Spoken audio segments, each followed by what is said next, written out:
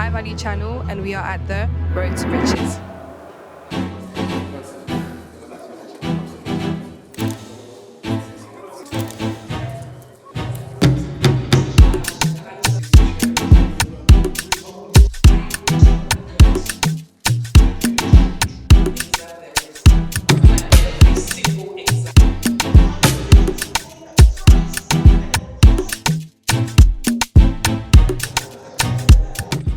Hello, everybody.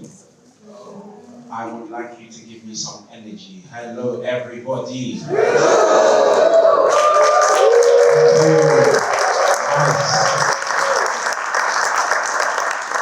Brilliant. I believe that it is us that make the event. The event doesn't make us. So whatever is going to take place today, we need energy from you. We need you attentive. We need you locked in. I've got some very, very special information to share with you today, and I've got some very, even more special guests to help you guys to network and take you to the next level. Does that make sense? Yeah. So today's event is sponsored by the High Value channel. I want you to do something for me. This is a new organization, so I want you to quickly go on YouTube and subscribe as quick as you can. This will take you about 5 to 10 seconds. Just quickly go on there and subscribe to High Value channel. You are going to be flooded with a plethora of information on business in the next coming weeks. We've got so much content prepared, and I'm excited to share that with everyone here. Now, just in case you don't know, I'm a pastor. So if I say amen by accident, you know what that means. But before I continue, I do want to thank God for the opportunity that He's given me to do what I do. I'm eternally grateful. So let's say we thank God. And I also want to say thank you to my beautiful wife.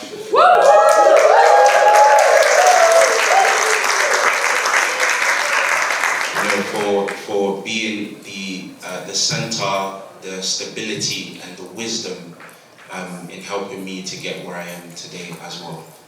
So if you're married, cherish your wife. Say amen to that. All right, let's kick off the actual business summit. I want to talk to you about something. I love sharing fun facts, all right? So I want to share a fun fact with you. So I'll show you, take a look at that screen, and we'll take it from there. So what does that say? And I'm going to tell you in a second why that is extremely relevant to what is going to be taking place and what I'm going to say today. Now, in 1898, the USA went to war with the Spanish Empire. And in the same year, they won that war. And that was the beginning of a crazy change and a trajectory that the USA would go on to make them the superpower they are today. Why is this important? This is when the USA established itself as the world economic power.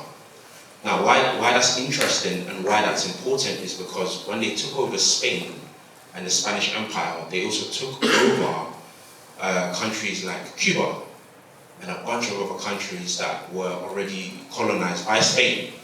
And these countries had a lot of resources. So by default, the USA took over the resources as well, which is a terrible thing, but it contributed to who they are today. How? So there's 3 ways. You have resources, you have industrialization, and you have currency. The resources, they took over trade, and they took over the possessions of the Spanish Empire. And they took over the manufacturing as well. Does that make sense? And not only that, the USA itself have their own resources, and they have a massive amount of land, and they can grow a lot of things there. All right? Industrialization. Who knows what that is? You know what that is? Industrialization is when you are invested in growing a particular industry. So we know that different countries have different industries, and we have to, we as people make sure, the Prime Minister or the leader of the country will make sure that the industry in that country are growing. Now, one way to do that is through population. You need manpower. Manpower is important. That's how industries grow. If you don't have the people, the industries can't grow. If you don't have the people to teach how to be doctors, how to be scientists, how to be mechanics, how to be tech gurus, it's just not going to make sense. So population is important. You need a lot of people. I mean, in the 17th and the 18th century, it was the biggest armies that are the most effective. Now it's the countries that have the best technology. But before, it was the biggest armies that would usually win wars because they have a lot of people to give away. It's called human capital. All right? And obviously these people have to be studied. Then we have currency. All right? It says due to the stability, due to the US stability, the dollar was more reliable than pounds and euros, and it was established globally. I'm giving you a synopsis of what exactly happened. So why that's important is because the United States of America showed us why business is important. Business was the reason why they became universal world economic power and the strongest world economic power. Without business, the USA wouldn't be where it is today. People talk about the American dream. That's people traveling from different countries to land in America just to make their lives better. Have you heard of the American dream? Yeah. And the American dream is not you going into another country to find a job. It's you going over there to change the trajectory of your financial life. Does that make sense? Another thing I want to add on to that is this word. What does that say? Innovation. Say it a bit louder. Innovation. Innovation. What does innovation mean? Just throw some things out. What does that mean? It means what? Creativity. Start something. I love that. Start something new. Develop. Break boundaries. Beautiful. Adapt. Inventing. All right. Now, I want to show you in 1 minute how easy it is to innovate. Can I do that? Yes. All right, take a look at this. Have you heard of this guy? George Crumb. You heard of this guy? All right, I'll tell you why he is very important. George Crumb was a chef in Moonsgate House in New York. This guy was serving a specific guy in the restaurant. He gets there, and sometimes as a chef, people can be very rude. So he serves potato chips to a specific individual, and the guy says, I don't like this food, it's too soggy and too soft. Take it back. Make a new one. He goes and makes a new one, brings it back. The same guy says, after 2 minutes, food is absolutely disgusting, take it back, make a new one. He does this. You know when you're trying to control yourself, stay professional. He goes back in again and makes the same thing, brings it back out. Guess what happens? The same guy says the same thing. So George, understandably, gets really upset. So you know what he does? He goes back into the kitchen, takes the exact same chips, throws it inside of the oil, you know, where they make it, and then he leaves it in there on purpose to burn it. So as it stays in there, he finally takes it out and then he says, I'm gonna destroy this guy's taste buds. He takes salt and just peppers it with salt everywhere. And then you know what he does? He takes it back to the guy and says, slams it on the table, there's your food. The guy looks at him and starts eating. And George leaves. And the guy doesn't complain. And the guy comes back and says, I want more. What's that called? And that was the beginning of crisps. That's how crisps were invented. By this guy, George Crumb. Clap for George. Now, you must have thought that, you know, innovation, inventions, you have to be a tech guru, you have to be super clever. You can invent the smallest things that change the world. Crisps have changed the world in its own way. I mean, look, the market capitalization for crisps in 2023 was 3.2 billion. Just because of Walkers. Can you imagine if Walkers had their headquarters in your country, how much potato would they be importing for their business to continue running? That's a lot of money. All right, and I think from my research, Walkers have about 20% of the market. They're the monopoly, they're the biggest company. They do this, they've been doing it for a long time. All right?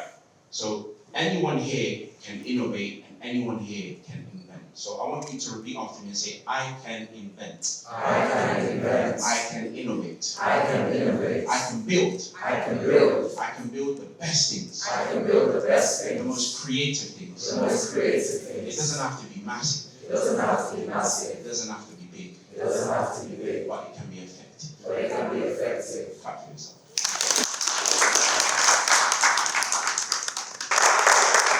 Right, I'm going to read. So, Anu Obe founded To All My Black Girls, empowering black women with premium hair extensions and natural hair care education. She launched the brand at 19 years old. Some of you are 19 years old right now, generating over $500,000 in revenue and gaining celebrity endorsements. Anu also supports businesses through consultancy services. So as she comes forward, I want you to clap for her, make noise, and encourage her.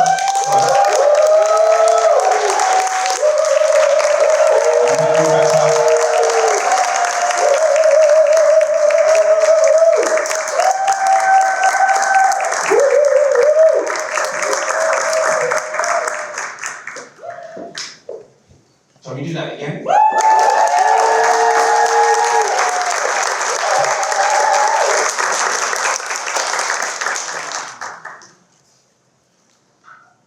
All right, so I am going to ask her questions. I'm going to ask her certain questions that will kind of give you an insight on how she went about doing what she did. All right? And if you do have any questions, you can pass it on to some of the staff members over there, and they will pass it on to me, and we'll ask the questions on your behalf.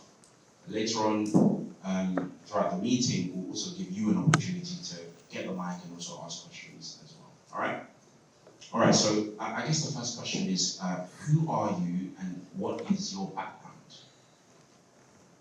Hi everyone, my name is Anu, also known as Lulu. So I am an entrepreneur. I've been running To All My Black Girls for 7 years now. My brand To All My Black Girls is a natural hair extensions brand. So what we do is we specialise in curly hair extensions, curly and afro hair extensions. And you know, my journey actually started when I was basically 8 years old. My mum used to take me to the barbers to get my hair cut to a level 1. Not the salon, the barbers, unfortunately.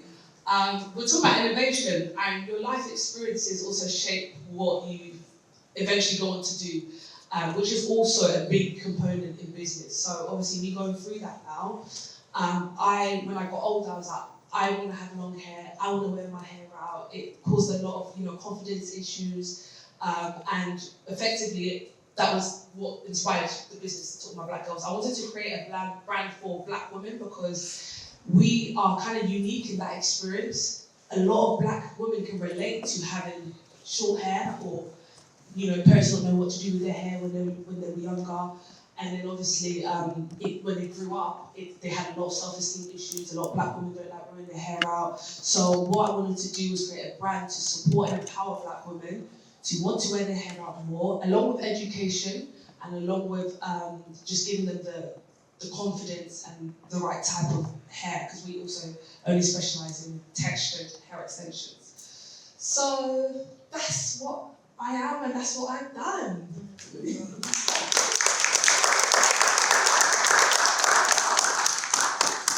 Talk to us a bit about what did you study? Because I think what many people are interested in is what background do you have, and it doesn't matter what background you have for you to go into business. So what's your background? What did you study? What were you passionate about growing up, and did it change as well? That's such a good question. So when I was younger, my mum used to, I was always very much into performing arts. I did stagecoach, music, dancing, acting. I wanted to be a singer. I wanted to be the next Beyonce. And that was obviously in my early years. But with that being said, I also was always very entrepreneurial. When I was in school, I used to sell sweets and chocolate to teachers. Teachers, I didn't say students, teachers, like the teachers were buying from me. And students as well. So I always I used to sell stuff on eBay. Like, for example, I went to my local high street. I recognized some items, because my first job, basically, I worked in New York when I was 16. And there was these jumpers that I used to see in the store. I went to my local high street, I saw the exact same, but they were cheap. They were like £2-3, whereas in New York, they were like £20. I was like, hold on a minute, what's going on here? So I ended up buying, I went to the shop, bought a whole bunch of stock, sold it all on eBay for the same price as the stores. And so yeah, I just always had this entrepreneurial spirit. Where I see an opportunity and a gap in the market, I want to take advantage of that. So I studied business management as well in uni. I did that, I graduated in 2017, but I would say that I started my business while I was at uni, actually. So, but I would also say that there is this drive. I think my business studies teacher was really inspirational in me wanting to start business, because sometimes when you get the right teacher, for some reasons it sparks something in you. So it really sparked something in me, and I always felt like business is where I just got my energy from, and I got the excitement and the joy. So obviously I did that in uni, and I went straight into business as soon as I left.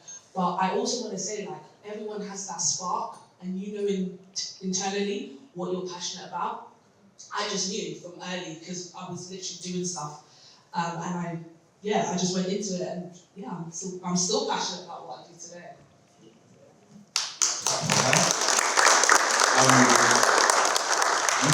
Are you a firm believer that you have to start where you're passionate, or in what you're passionate about? Do you have to start there, or do you think that you can start somewhere else and kind of build into that, or do you have to dive in to what you're passionate about?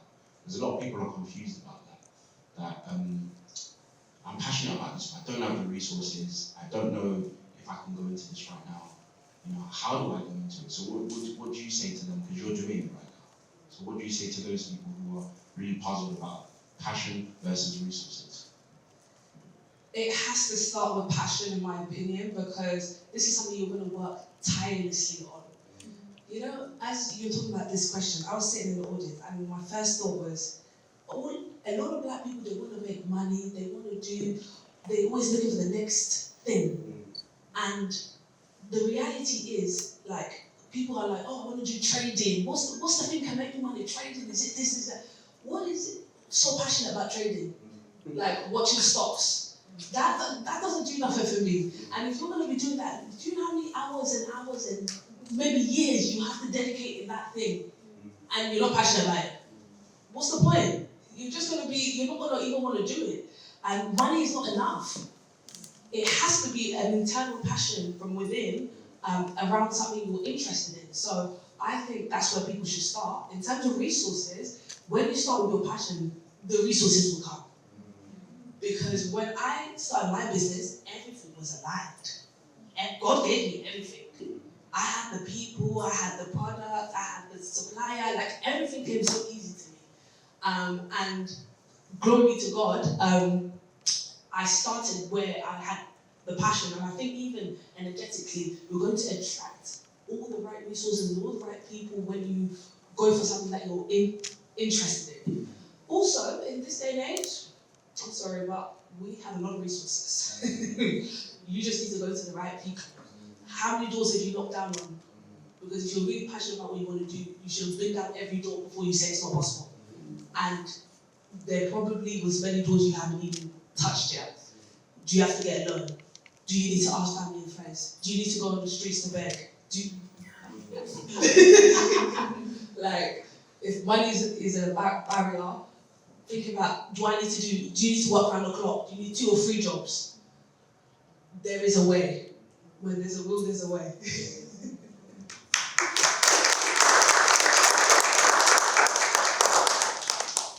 So I wanted to ask you one more question. do you need money to start up your business and the business that you're passionate about? So a lot of people, when they get on the property ladder and they look and say, I don't have the cash, I don't have the money, or I want to start a hair business, I don't have the money to buy the stock. And so how do you go about doing that without money? I don't know if any of you saw like this viral video where I was showing people how I literally made 6K in 2 days selling fans.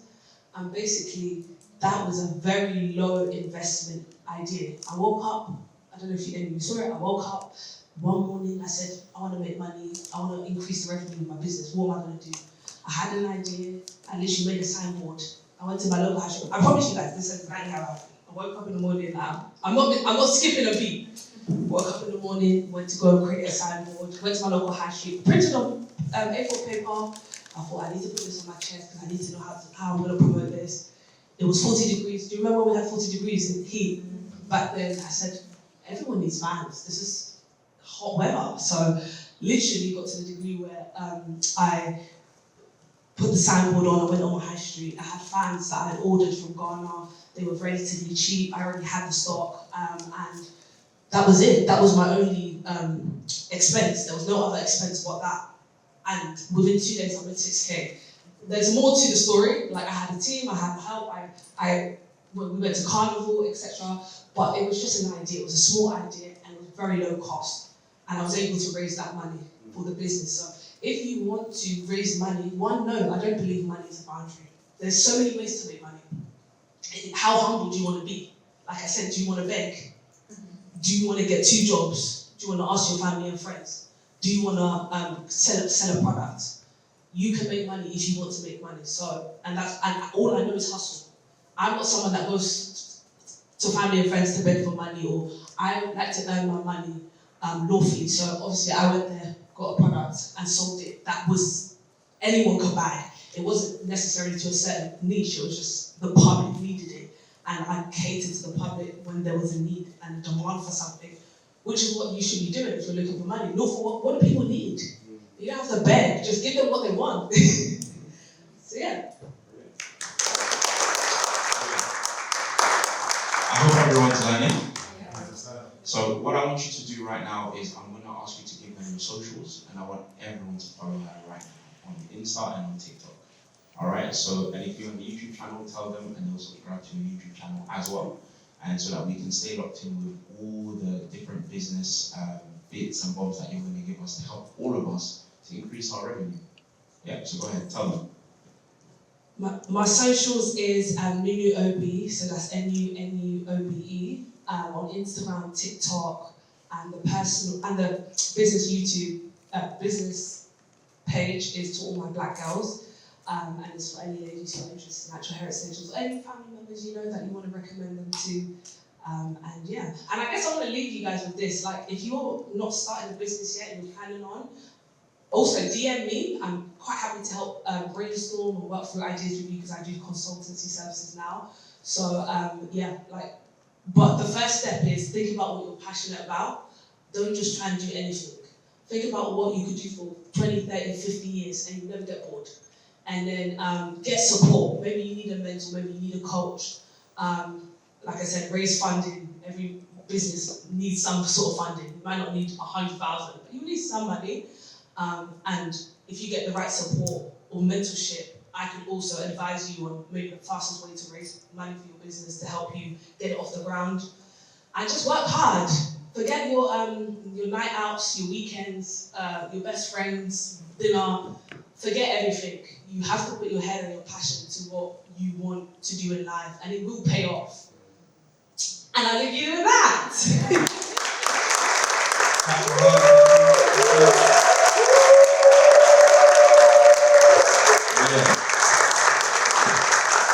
Right, the next person I'm going to call forward as a panelist is a very, very good friend of mine. One of, if I must say, one of the richest friends I have, actually. This person has been in property business for a very long time. Founded a media company as well, and as he founded this media company, he then I guess, went on Sky and decided to have his own channel. And I looked into having your own Sky channel, and the bills are ridiculous. We're talking ridiculous, okay? It's expensive. He's managed to do that, I think, over 15 years. Okay, it's been a long time. Yeah? And he's just such an inspiration. When I need a soundboard, when I need to some advice on what direction to steer into the different businesses I have, I just call him and say, like, what do you think about this? And every time we meet up, he says, we need to do this, you need to come to Spain to my villa, and we need to talk. So I want you to clap and give him a massive clap for Stuart Freeman. Wow.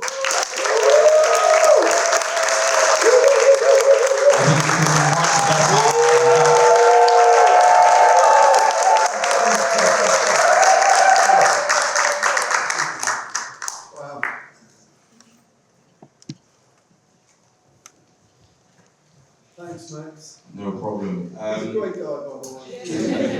He's an inspiration to me as well. Thank you. I want you to know that. Thank you. I mean that. Thank you. Thank you. So I want you to talk to us a little bit about what's your background? How did you grow up? What did you? Because you didn't go into media straight away. No, I didn't actually. I was. The mic. When I was 16,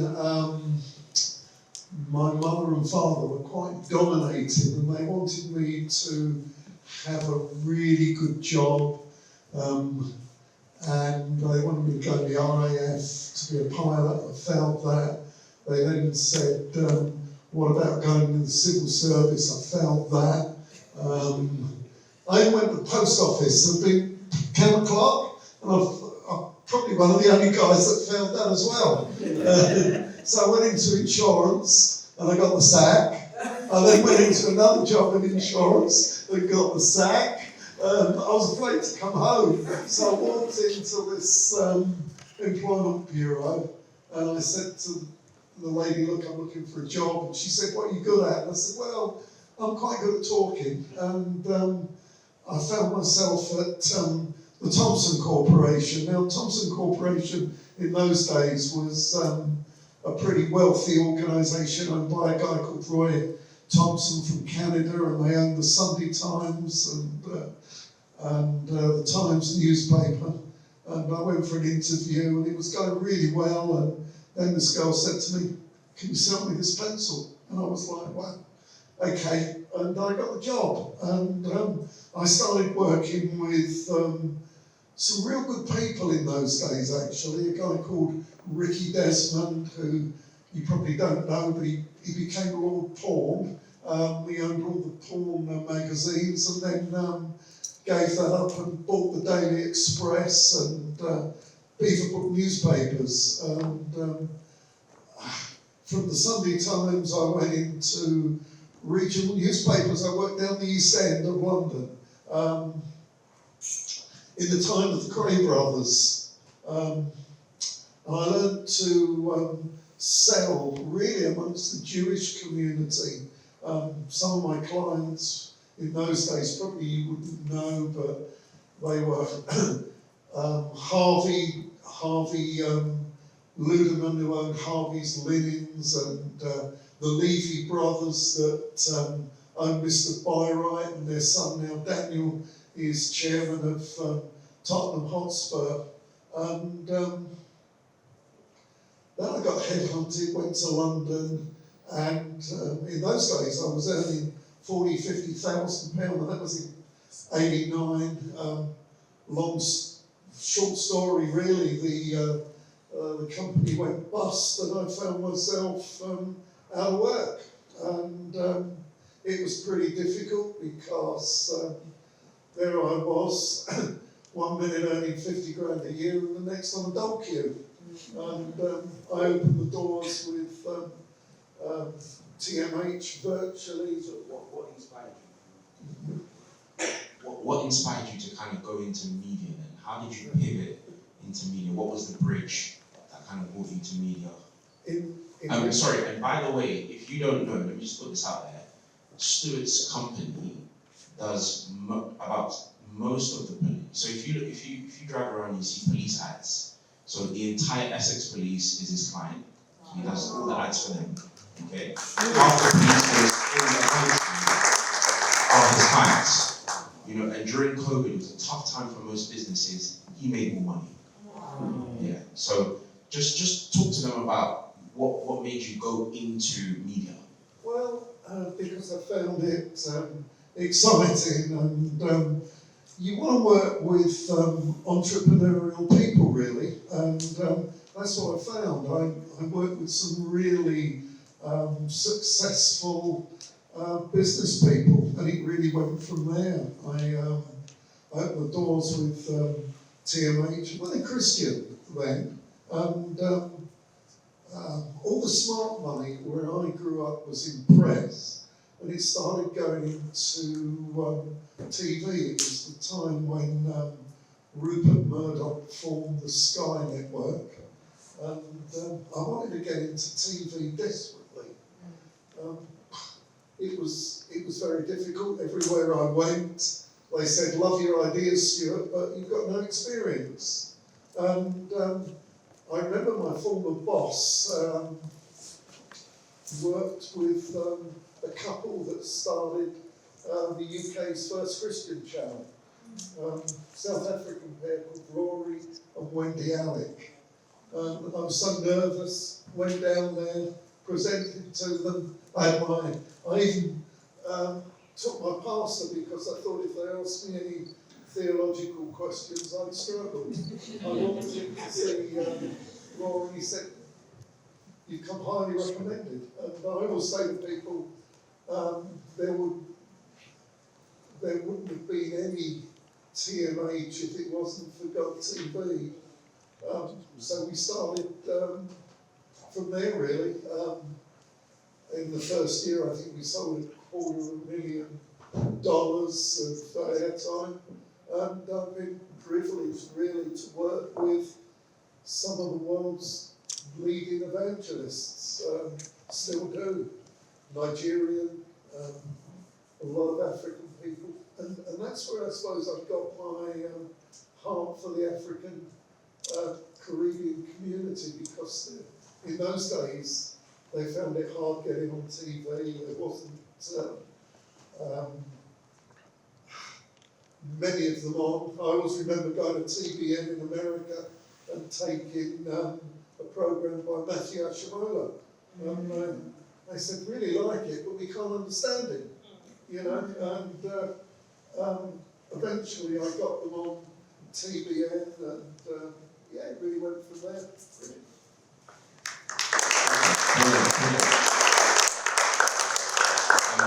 Talk to us about the property side of things. How did you get on the property ladder, and how far have you come from that time? Okay. Well, I made a lot of money. I have to say, I made a lot of money, and I thank God for Sam Adeyemi and David Ibiyomi in Nigeria. I bought all their media worldwide, and I had some friends that were in the property market, and we were looking. I'll tell you why I got involved. I went to Barclays Bank, and we had a substantial amount of money in the bank, and we wanted to get a loan. They said to me, "Can we give you £50,000? I said, "Well, I've got all this money in there." They said, "Yeah, but you've got no assets. You need assets." So we started buying property in the UK, buy-to-lets. I was looked at the market, and friends told me, if you're buying an apartment, Stuart, always buy near a train station or a bus station, because people can get to work easily. And it went from there. I took risks, and I don't know, I was talking to Anna about this. If you're in business, and I look at all you guys here, you're all young. Take the risk. It doesn't matter if you have a failure. You've got all the time in the world to recover. And in many respects, it's good to have failures because you can learn, as long as you don't do the same things twice. From there onwards, I bought a big house in Suffolk with about 5-6 acres of land, I always remember, and it was very difficult because there was a bit of a squeeze on getting a mortgage, and we were like, you know, with one of these companies that offered high rates, and we nearly lost everything actually, but we turned it round and we built houses on it, and it was phenomenal.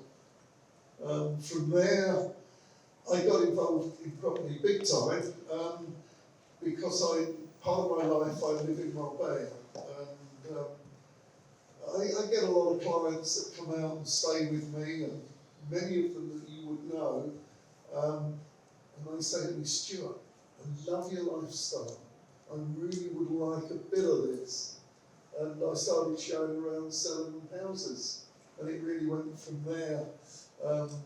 We went to, you've got a lot of young people here, and I have a lot of people that work online, and I lose them, not because we're a bad company, but they want more excitement. So I switched all my online business, and I got all these young guys that work out of Marbella, and they had to get apartments to live. And we found that the service out there that we were getting was like terrible. So we built our own website and went into the online property business. And we now sell houses, villas. Spain. Yeah. Let's clap for that. And you know, one of my employees here today, actually, Christy. Let's clap for Christy. So, one of the last questions I wanted to ask you was, so how do the young people get on the property ladder with no money? Okay, with no money. Right, okay. Well, I was going to say, you can get on the property ladder. It depends where you want to go, right? There's markets. I have a lot of people that talk about buying property in the UK. Now, here's my view. It's expensive. You now have, I don't want to be political, but you now have a government that is not for entrepreneurial people. They're not looking after you. It's a very left-wing socialist government, and you know that your disposable incomes are going down. So look in other markets. You know, you can buy property in other markets. I mean, where I am in Spain, you can buy a property from about 75,000. You know, you got to invest. You could go to Cyprus, Greece. Property isn't always expensive in Europe, and a lot of you, I don't know what you guys do, but some of you don't have to work in offices. You can work in any environment at all. You can work from home. You've got laptops. A lot of people that I employ, you know, in Spain, don't have a physical office. So look at the situation and look at markets. Don't confine yourself into the UK. You know, there'll be other opportunities. And go for it. You're all young enough. You don't have to. Have a huge deposit to buy a property these days. Thank you. Let's clap for Stuart. I just throws some ideas in there as well for those of you who are really, really excited about getting into the property game. You don't always have to go directly to property. One way to make decent money is to buy plots of land at very cheap rate, get planning permission, and then upsell. That is an amazing way to make money. And it's less stress than property. Trust me, I know. Okay? I'm in both games. Just find a plot of land that's extremely cheap, outside of London, buy the plot of land, and then get the planning permission. What gives it the value is the planning permission. Somebody will want it, and then you can put a price tag to it. Because when someone's desperate, they will pay.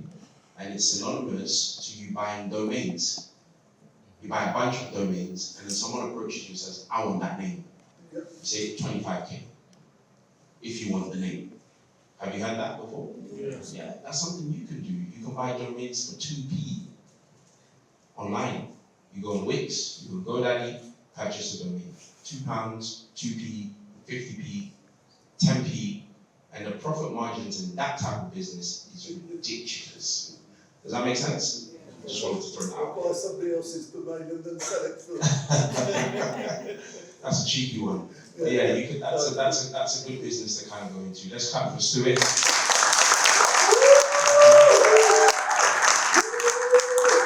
Call our next speaker. So this is a young lady who founded an aesthetics business.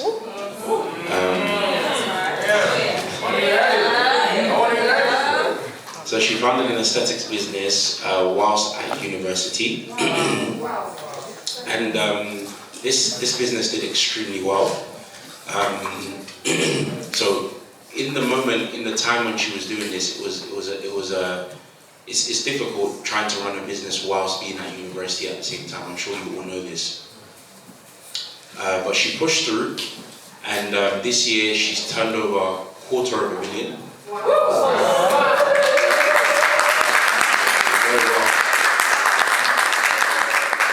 And she's a young lady, she's fairly young, alright? So as she comes forward, and by the way, she's got several awards from different bodies that represent that industry as well. So as she comes forward, I want you to just encourage her by just clapping and, give her a shout.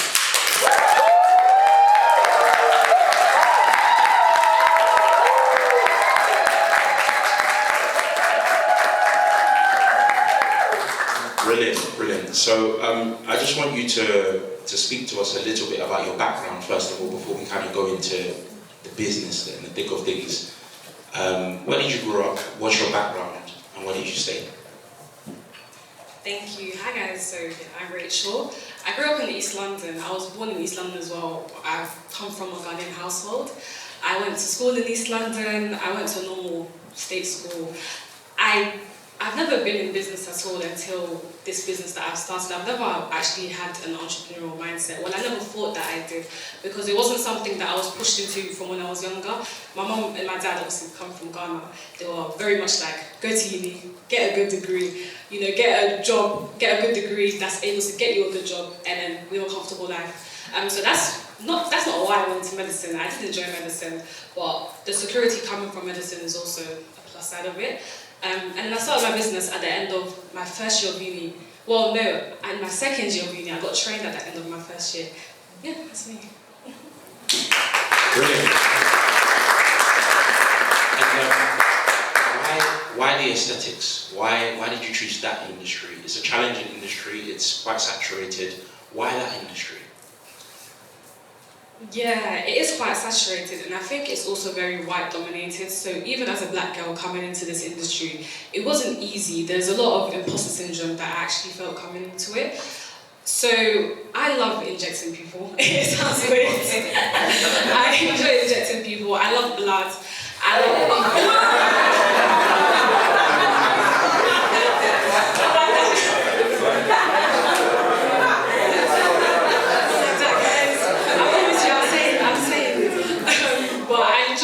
Enjoy that. I never get squeamish when I see things like that.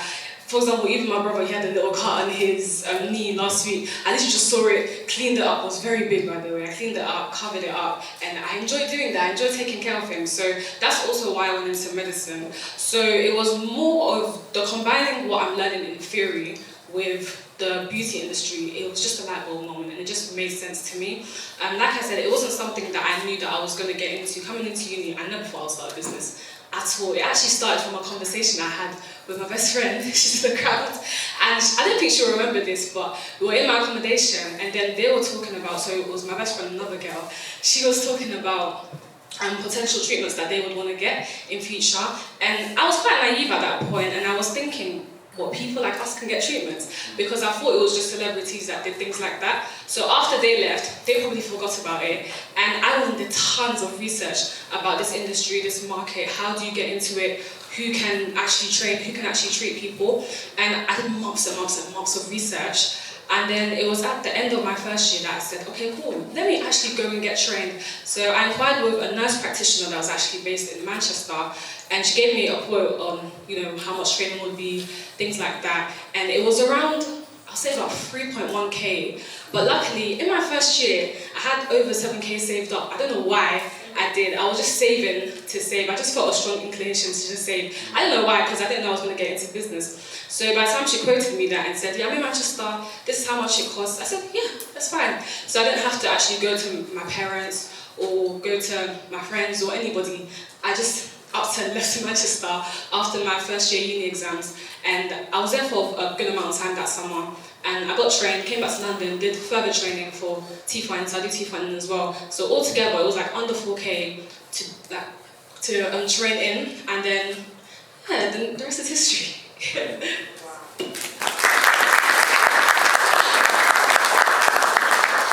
So you said that this industry is white dominated. How do you stay ahead of competitors in this rapidly changing market? How do you stay relevant with, in your industry, there's a lot of monopolies. There are people that have been there, they're trusted. And when it comes to people getting treatment to do with their anatomy, they want to know that they'll be safe. They want to go into a place, it's clean, it's nice, they know that other people have been here, celebrities have also been there, and it gives credibility that people have come out alive and well, So how do you gain the trust of your customers, and how do you compete with the current competitors? That's a really good question, because it's actually something that's deterred a lot of people from getting into business, because they think this market is too saturated or there's a lot of competition within this business. But for me, there's a few things that I did and implemented that allowed me to actually flourish in this business for as long as I am doing it now. And the first thing that I did was I found a niche within the business. So prior to me starting my business, there was a lot of negative rep around getting filler, because you saw a lot of white-owned businesses, and the filler looks very fake and it looks very unnatural, and people were scared of that ducky look that you would get. From the side when your lips are looking a bit scary. People are really, really scared of that, so it kind of threw people off from wanting to get into it. So I was never in the business of changing people's faces completely. I've always wanted to enhance people's natural beauty. What do you have, and beautify it. So I saw that natural aesthetics was a niche that not a lot of people were actually doing. So what I did was I figured out that it would take a lot of skill to actually be able to do this. So to be able to inject in a way where it doesn't look crazy, it takes training. So I went to Wolverhampton to go and do some masterclasses, and I came back to London, did a lot of anatomical, theoretical and practical training so that I can make sure that my skills and my injection techniques are good, basically. So once I was able to essentially master that in a way that I thought was good, and I started promoting natural aesthetics. Natural aesthetics, this is what I do. If you go on my page, natural, subtle, those are keywords that I always put out. And through doing that, I was able to gain such a plethora of people, and such a vast majority of people who have come to me just because of that. 95% of my clients, I would say, always come to me and they're like, oh, Kire, because they think my name is Kire. I don't even correct them, that's my business name, by the way. And they're like, oh, Kire, I want to, do this treatment, but I don't want it to look scary, I don't want it to look unnatural. And I'm like, that's what we do. So many of my clients come to me for that. There's so many people that want treatments, but they don't want to look like they've got treatments. And that's the market that I attracted. And through that, I was able to build a very, very strong clientele and build a very strong, loyal clientele base as well. Another thing that I would say is customer service and customer experience is very, very important. I was actually speaking about this with Caroline.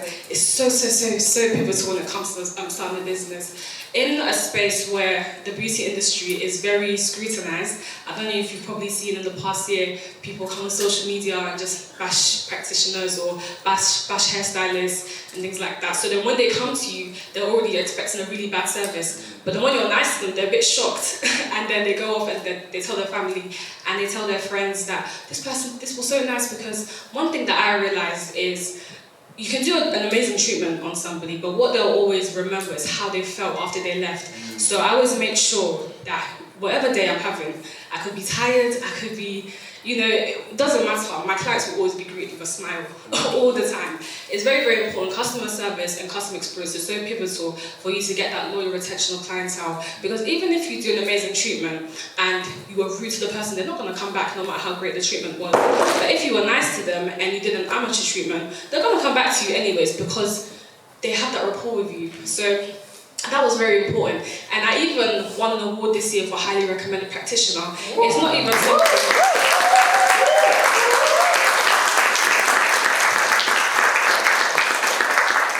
So it wasn't even something that I knew that I was nominated for as well. I randomly one day got an email saying you've won an award for highly recommended practitioner 2024. And I was like, what? I didn't know I was nominated for this. So it means people have been talking about me and to hire bodies within the business as well. So it's so important. And then obviously people seeing that as well, it makes them want to come to you, because if you got an award for highly recommended, that means you're actually probably good. It's one thing to hear it from someone else, but it's another thing to win an award for it. So, yeah.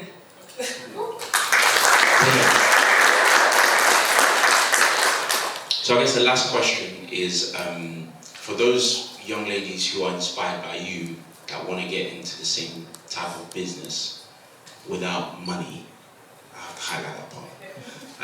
How did they do it? How did you do it? How did you go? Of course, you mentioned that you had some savings from uni, but how did they do it? Imagine they don't have any savings. How do I get into this business?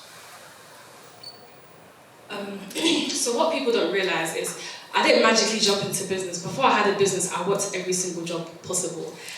Every job. I worked as a cashier in my sixth form. That was my first job. I was earning £6.50. Even that, I've saved. And my mum, she's a very big saver, so she's taught me, Rachel, saving money, but that comes from, African mindset and whatnot. But she's always like, save your money. So I worked there, I worked in care, I worked in Asda, I worked in Iceland. And when I say care, I mean going to these people's homes and doing their bed, cutting their food. There was one Nigerian lady, she's quite an old lady that I was caring for, and she was very tough on me, very, very tough. If I didn't cut her oranges right, she'll send me back to the kitchen. And yeah, so I've done everything, and that was actually training. I didn't look at that and think, oh my gosh, I hate this job, I'm stuck here. It was a means to an end, and I knew that I had a goal. So I was saving, and I've done a work from home job, I've worked in an agency, I've worked at a bar, I worked a lot of jobs, and through that, I was able to just save money. My mum and my dad, nobody has invested one penny into this business of mine. Nobody, no friends, nothing. It was all from hard work and saving. And I saved a lot of my student finance as well. People come into uni in their first year and they splash it on X, Y, Z. But with me, I don't know, like I said, I had a strong inclination to just save my money. So I saved a bunch of my student finance, and plus I was working as well, whilst in medical school as well, which is a full-time job in itself. But just saved a bunch of money. So that, like I said, by the end of that year, I had over £7,000 saved. But this is savings through sixth form and everything like that. So that's how I was able to get into it. So don't feel bad for having to work a normal job to get to where you need to get to. It's a means to an end. It's not your final destination. Just focus on the goal and don't look at others and think, oh my gosh, this person's where I want to be, and be intimidated by them, but be inspired by them and talk to them and see how they got to where they got to. And you'll get there. It just takes focus, dedication, resilience, and patience.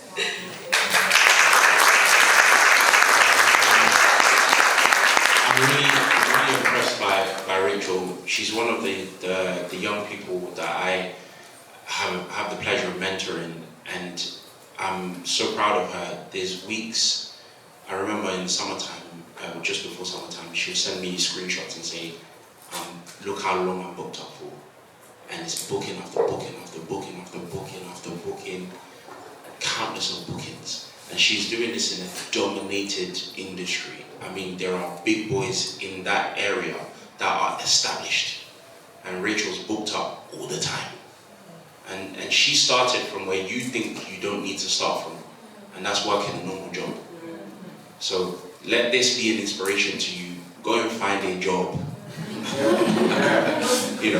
Go and work a normal job, but let it be planned. So don't just get there and say, I'm going to work. No, let it be planned. Have a plan for your money. As you get there, you say, this money is going to serve this purpose.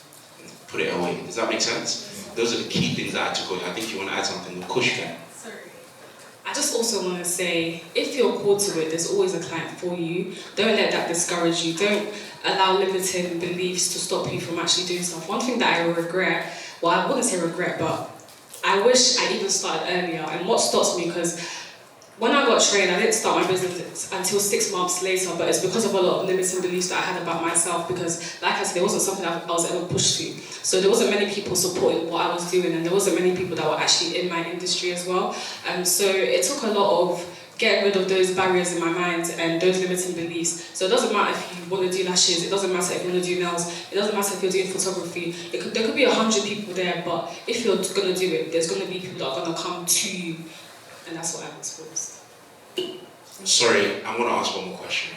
She mentioned about self-belief. How pivotal is that to running a business? Because you said you had to remove all of the doubts out of your brain. How did you do that, and how important is having a positive mindset about yourself in order to run a business? I think having a strong support system around you is very crucial, and it's very crucial for me. I remember when I first started my business. So I got trained, this is an interesting story. I got trained, and I didn't tell many people that I was going to get trained. I told literally a handful of people. And I was having a conversation with some people that I knew from sixth form and stuff. And then they must have made a comment saying, I don't know why black people get fillers, what is that? So not knowing that I had been trained in that. So I was very silent in that conversation because I was very shocked. And it kind of discouraged me in that sense, because it's like, this is what people around me think. So that's also one thing that stops me from starting my business as early as I did. But then you get to a point where you realize it's actually your life. Like, no, you don't need to care about what anybody else thinks. Like, nobody's going to pay you, nobody's going to believe in you more than you believe in yourself. And if you don't believe in yourself, how do you expect other people to believe in you? That's the thing. So having a strong support system was, I think, my number one as well. My brother, that's my brother, by the way. He was very pivotal. I remember trying teeth whitening on him when I first got qualified. My best friend there. And once I got trained, I was like, can I inject your lips to practice? She was like, yeah. And she let me inject her lips, with barely any, training. She was my first ever client.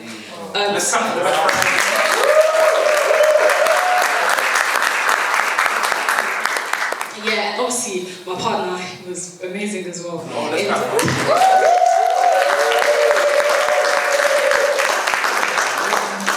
So yeah, those three people were literally like my pillars when starting this business. So having a strong support system and people that you can trust and people that will constantly push you, that was pivotal for me, because they helped me to get rid of those limited beliefs in my head when I couldn't pick myself up. And when I started my business, I didn't have a mentor, so I was doing everything myself. So they were very pivotal.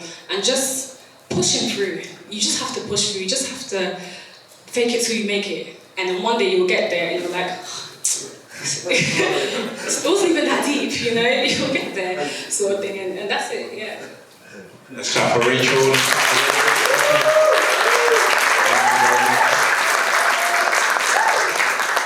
Alright, so I just want you guys to help me move this out of the way. The next speaker is a very, very, very good friend of mine.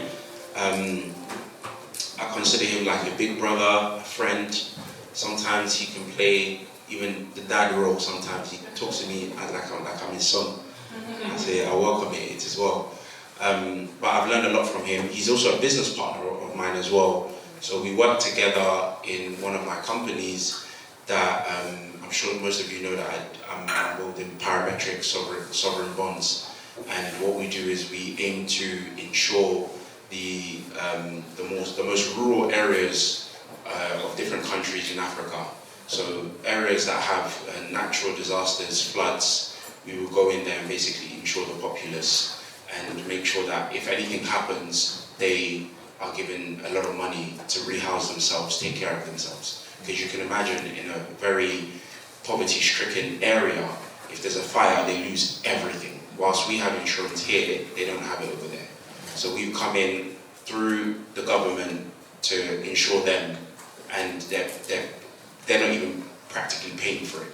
Okay, it's the government that covers that through us. Does that make sense? So he's been a massive, massive, massive help in that project that I've got going on, and he's actually a stakeholder in that company as well. And he obviously has, I discovered this about 3 years ago when I went to one of the African countries. I didn't know, because he doesn't talk much about himself. So I got there, and there was a guy waiting for me, and the guy took me to a property, and he showed me different properties. I was like, so this guy that I'm in business with owns all these properties? He's like, yeah. And the guy was calling him sir. I was like, who is this guy I'm in business with? I didn't know he had all of this, you know, and I was really impressed, and I was well taken care of. I stayed there for free, everything was done well. And I came back, I had questions. I said, who is this man, you know? Then we got to talking, I discovered more about him, and I discovered that he really understands financial literacy. And he's got a plethora of properties in Africa, everywhere, and hotels, he owns them. So this is someone I really want you to give you his attention. Also, on top of that as well, he's a professor as well. So he teaches.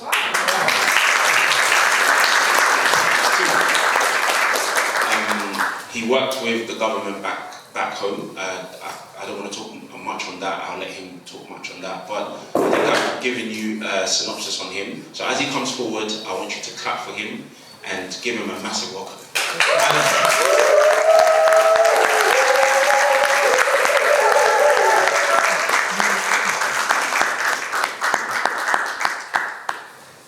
Thank you so much. Being presented by someone like Max, it's made me shy a little bit. Yeah, thank you for having me. Max is being a phenomenal for me. He's a good person, and I love him so much, me and all my family. And he's very, very a good man, very inspirational. I learned one word from him. He doesn't know that. I learned how to turn the word aggressive to be positive because of him. Max is aggressive. But aggressive doesn't mean negative. It doesn't mean destructive. It means who dares win. That's Max. Please help me to clap him.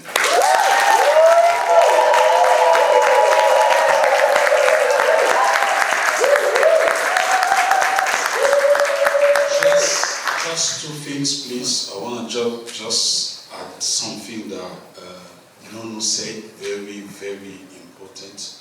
It's about passion. Let me tell you something.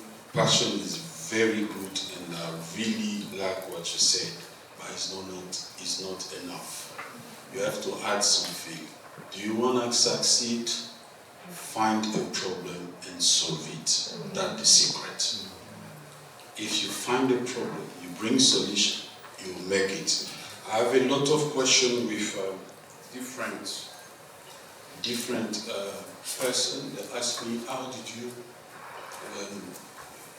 buy property? How can you buy property without money? I know most of you came from this question.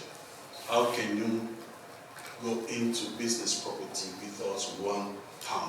It's possible. And you are happy by being there because what you're going to learn now costs me a lot. I pay more than 10,000 to learn this. But for you, I'll just introduce because this is not my topic. I have short time. The secret of buying property, take note, it's just one secret, without £1, called B and view. below market value. That's the secret. Why?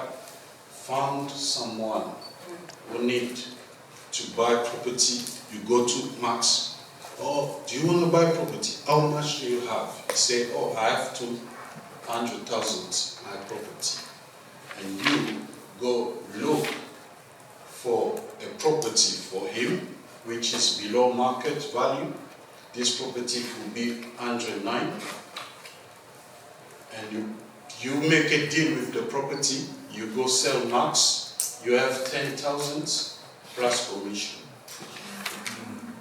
Do you do this 10 times, you have more than 3,000 pounds and you buy your property without mortgage. God bless you.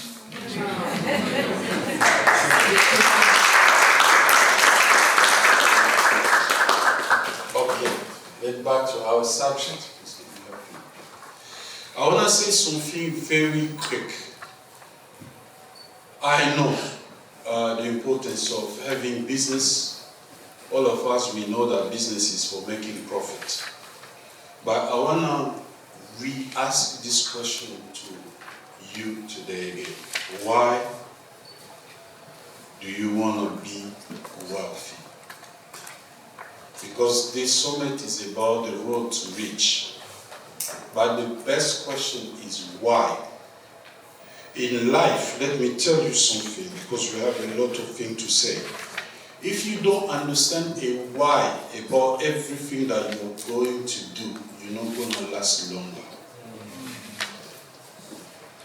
In every step in your life, you have to ask, why I'm doing this. If you find your why, you will find your vision, you will find your mission, and then you will find your provision. And no one will break you because you know your why. And the reason that I came in this conference is to discuss with you, why do you want to be rich?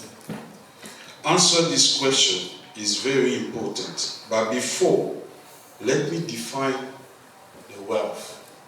That's a problem. Because there's a lot of definition related to wealth. But let me give you a definition because I'm an academic. I don't want to spend my time to introduce myself. The most important is to share with you the reason that I'm here. Adam Smith, one of the biggest finance guys, defined wealth. And he says something that wealth is not related to money. Can you agree on that? Yes. Can you help me to tell your neighbor, wealth is not related to cash? Thank you. And he said, the wealth of, in this book, The Wealth of Nation, he said, wealth is the sum total of resources that can produce goods or service, driving economic growth. In brief, I can say wealth is a comprehensive measure of resource, asset, opportunity that go beyond cash. Don't limit wealth with cash. It's beyond, it's more. Wealth is simply whatever you own in assets, like real estate, art collection, business. That's wealth. But how about your net worth? Net worth is defined by assets minus debt. That's your net worth. That's a formula, right? But now the problem is we are living in this generation who they motivated or encouraged us to increase our debt instead of increase our assets. That's why it's very difficult to increase your asset, your net worth, because we are living in debt. This generation is having it hold now and pay later. That's the first mistake. Well, when you want to increase your net worth, you have to reduce debt and increase assets. And the way to increase your assets is to reduce your debt. Or, in this time, it's very difficult to reduce debt. You can say, oh, I'm rich, but just if you remove your mortgage, you remove your credit card, you remove your bills, you'll find out that your net worth is not much as possible. But today, I want to share with you how another way you can increase your assets. Are you ready? Yes. It's very controversial, but there is another way. When we're talking about this, increasing assets, we are talking about cash, or let's call it monetary wealth. Monetary wealth is not the only wealth that exists. There are two different wealth. We have monetary wealth,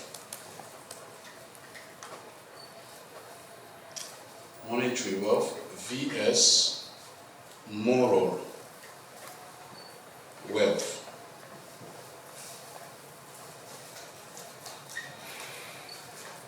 Monetary wealth is tangible. It's something that you can see. It's something that you can, it's yours, it's your asset.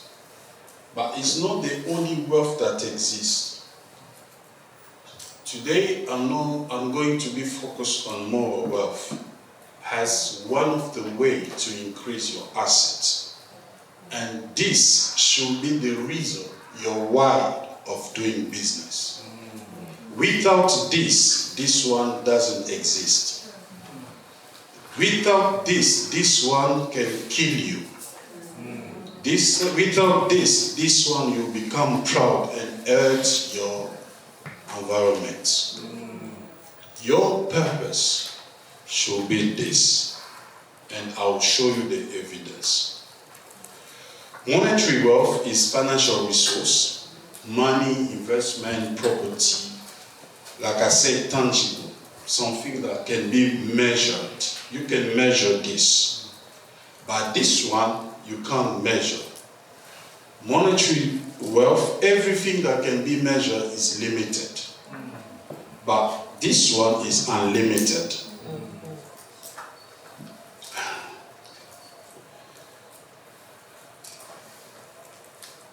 This one can increase your ego, can increase your pride, but this one will keep you humble. I like to see a rich man, but with humility. It's very beautiful. And I had to see rich man with proud. It sounds arrogant. I know most of you in future time, let's say in short time, by coming in this kind of business summit, you will do great. You will be rich. But don't forget this. When you will be there, focus on this. Don't focus on this. Wealth is richness of individual ethical. By talking about moral wealth, I'm talking about integrity, value, virtue, principle, character. You can't handle this without character. Otherwise you'll be destroyed. You're flowing.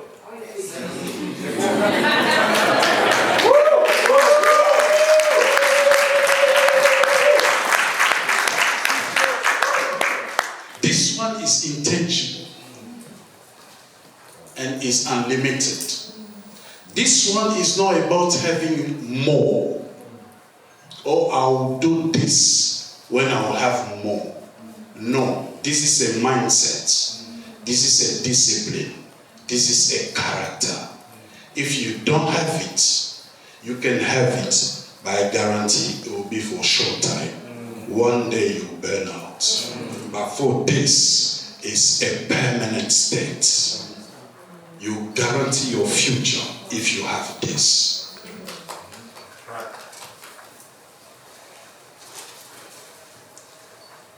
This will make you more human.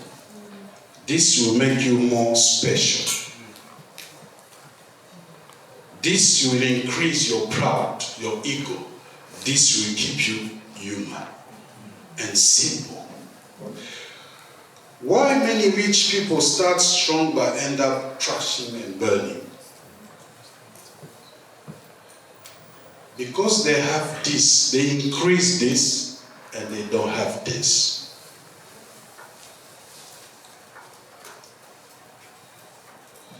But you ask me one question. Which is more important? Is it this, monetary wealth, or is moral wealth? I prepared some financial frameworks to demonstrate the relationship between monetary wealth and moral wealth. Please forget about everything, but even in your sleep, when you'll be back home, they ask you what they said. Tell them we learned their stuff. This and this. This is high for this, and this is low. Look, if you have monetary, let's say moral wealth is high and monetary wealth is low. Let's say you have someone you know his moral level, his ethical level is very high, but this person is broke. What this person can do is good moral, good people, but don't have money. He will do nothing. He can be Christian, speaking in tongues, praying, but without money, but with moral, there's nothing. Most of Christian people are here. Useless. Nothing. Shame. They have high moral, they have principle, they go to church, they pray, but monetary money, zero. They are useless. That's the first case.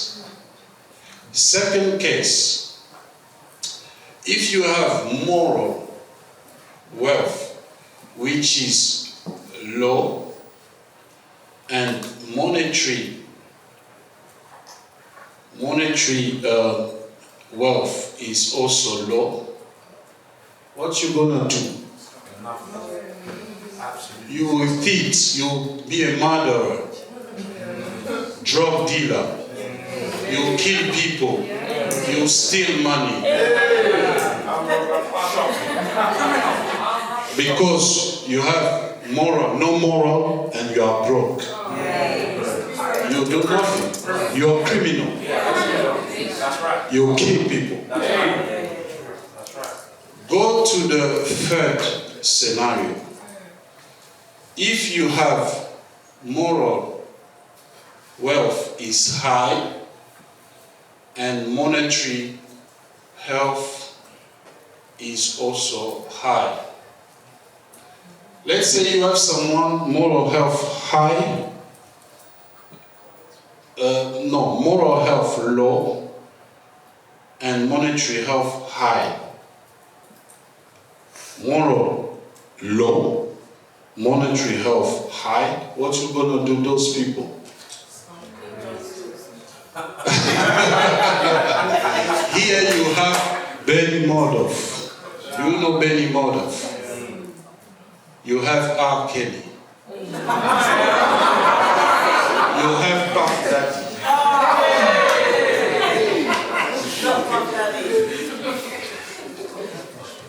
That's those people. Fourth scenario, if you have high moral and low and high monetary. You have someone high moral with high monetary cash. That's Bill Gates. That's Warren Buffett. Bill Gates, I cite him because he's one of the person who said this. He is rich, he has money, but he said the day that he will die, he will let each of his sons 10 million, just 10 million. All the rest of his money is charity. Do you know, you never notice that people who are very rich, they support a lot of charity. They spend their money with helping people. It's because they understand the secret. Let me tell you something. Start by helping people, you increase your assets. Start by helping people. Be integrity. Work on your character. Be a good man. Be a good woman. That will increase your assets. And you keep your wealth permanently. Don't eat fruit and the seed. When you eat fruit, plant your seed. By increasing moral health, you are planting your seed. So tomorrow you have and have it again. Let me give you a secret. If you run out of any money, don't become too stingy. Share. By sharing is a way that you attract wealth to you.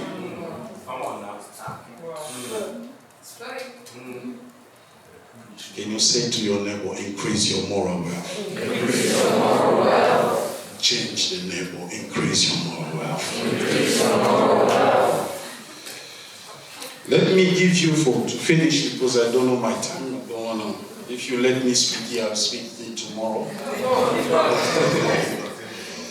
Let me give you some 9 points. Take note of this. 9 points. Benefits of increasing the moral wealth. First point, make people feel when you increase your moral wealth, it makes people feel positive. You feel yourself positive and you feel good about the purpose in the world. By the way, when you work by increasing your moral wealth, you impact the world. You leave legacy. Being rich is not by buying cars, Lamborghini, Range Rover, houses, Gucci, Versace. All those stuff is good, but it's not wealth. The true wealth is impacting generation. The true wealth is contributing to someone else's life forever. No, that's right.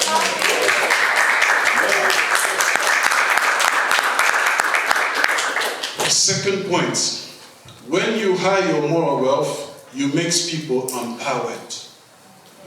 When you want to empower people, increase your moral wealth. High moral wealth is the most powerful force a rich person can possess. It protects your wealth, your life, your leadership, your legacy.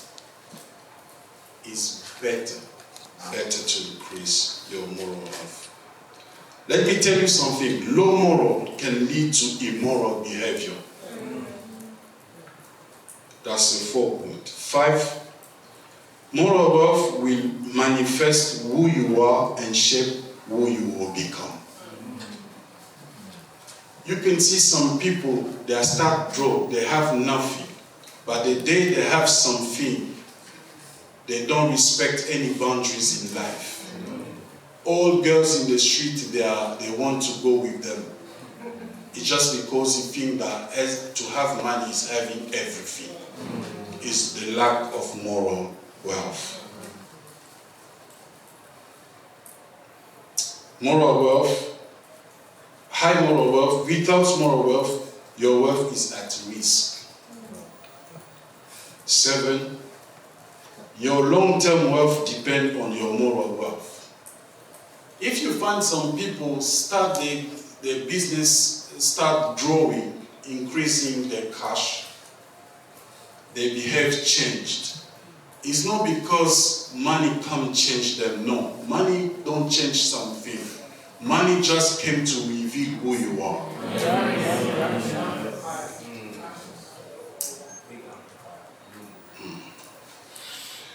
I'll tell you something, don't forget about it, please, because tomorrow you will be rich. But take note of this. Don't let your wealth to carry your life, but let your life to be carried by your moral wealth. Don't let your wealth to come into your brain. 9 points. The only way to contribute to your generation is not by buying cars, houses, brand, but by investing in your moral health. What do you need to do?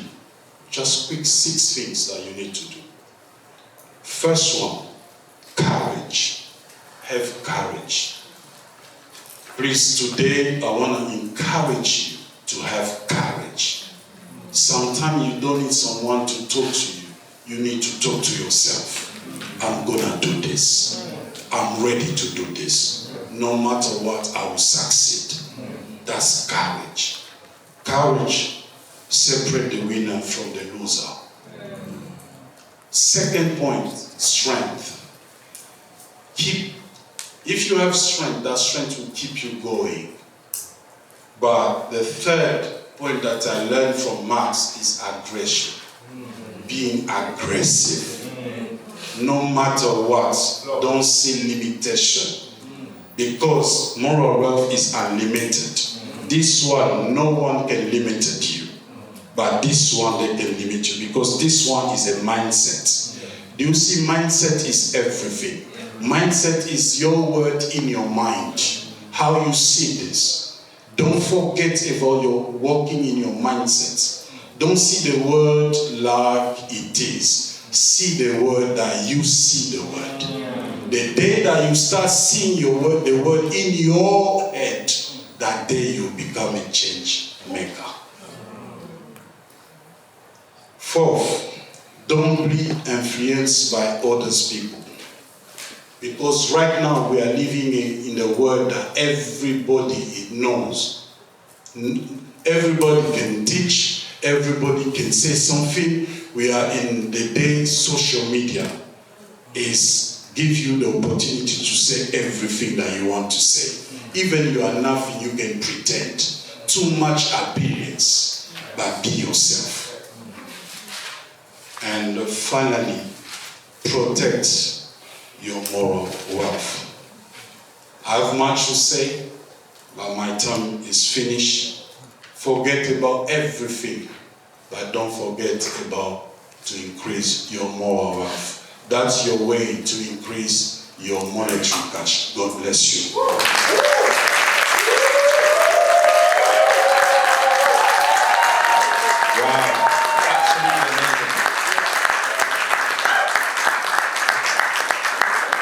absolutely amazing. I hope you guys go to slido.com or scan the barcode, or the QR code, and drop your questions on there. We'll be able to go on there and actually read out the FAQs from there for every single panelist. Okay? So just go on there, scan the QR code. You can literally do it from your camera. Take your phone out and just scan it. It will take you straight to the website. You drop your questions in there, and my administration team will pick it up, and then we'll be able to answer your questions. Brilliant. I was just about to say amen. I'm doing well. All right, so the next speaker that I want to call up is very inspirational to me. This is an individual I met many years ago when I was doing insurance. I was doing retail insurance, B2C insurance, and whilst I was doing that, I came across her and I got to know her a little bit more. We had, I think, 2 or 3 conversations, and then I discovered what she was doing, and I kind of looked into the industry she's in, and there's crazy regulation. You know, in the financial markets, that you have the Financial Conduct Authority. When you work with children, to my knowledge, it's between Ofsted and the CQC, if I got that correct, yeah? The regulation is insane. It's just as tight as the FCA. I've been working in financial markets for a long time, and I know how the FCA can be. So to find, you know, a black person who's doing extremely well, and she's a lady, you should make some noise of that.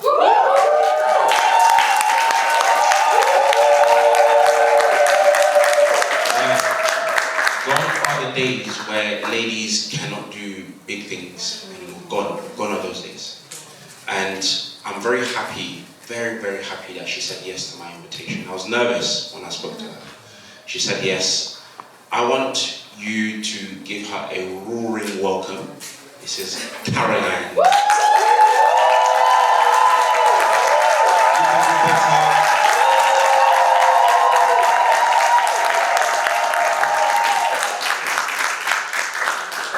Hi everyone, it's lovely to be here. I'm not intimidated at all here, right? No, I'm not sure how to go after you and Rachel. I was like, oh my God, what do I have to say? So I know how to twist this. I'm just going to tell my story. No, but it's lovely to be here, guys, and you're looking so beautiful and so handsome. Thank you. Should I say Pastor Matt? For putting this together. It's so lovely to be here, and thank you for inviting me. I'm not even sure what to say, but so yes, I'm a lady of a certain age, so mommy, very no grandchildren yet. I started the business, it'll be 20 years next month. Wow. And thank you to we're grateful and blessed to have 14 branches. With 95 staff globally, and I say global because we've expanded to do business in Africa, and I've been networking, guys. Network, you've got powerful people in here. Honestly, don't let them go, you know.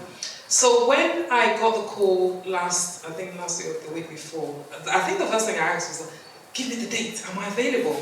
And I say that to say, when you've done the work, and you've put a lot of work into it, the business or enterprise allows you that flexibility to impact globally if you want to, which is what Alan has said. For you to measure how wealthy you are, what impact are you making? Whose lives are you touching? Whose lives are you changing? And I'm not saying it that just by talk, by action, by doing. I can come to all of you and say, God bless you. You'll be blessed in Jesus' name. That's just talk. What action am I taking to change your lives? And the best part about being wealthy is the fact that you touch the lives of people that can never pay you back. That can never pay you back. That's wealth. And we're blessed enough that as a result of our business, we're able to do that. When I was going to go into business, and I listened to what Nuna said and what everyone has said about passion and all that, and I think Rachel asked me in the green room about, why did I go into childcare? Did I like children? I said, no. I said, no. I'm grateful I have mine, but I don't want to take anyone's child home. Thank you very much. But the one thing God said to me, and I know this is not a church event. Some of us, we attribute everything to God. I'm sorry. I used to be an insurance underwriter. I worked in the city for 12 years. I achieved nothing. I was headhunted as a black girl in the city at the time. I achieved nothing. I have nothing without Christ. So if you're not a Christian, I'm not here to preach. You do you, and the rest of us do us, right? So I attribute everything to Him. I was nothing before I went to church. 27 years ago, the church I attend, and I still go there now. And to God be the glory. When I got the message to say, start a business, I had children, and I battled with the Holy Spirit thinking, you must be having a laugh. Like, I have a conversation like I'm talking to you now. You're having a laugh. I don't even like kids. And I genuinely did not like kids. But the one thing I love money.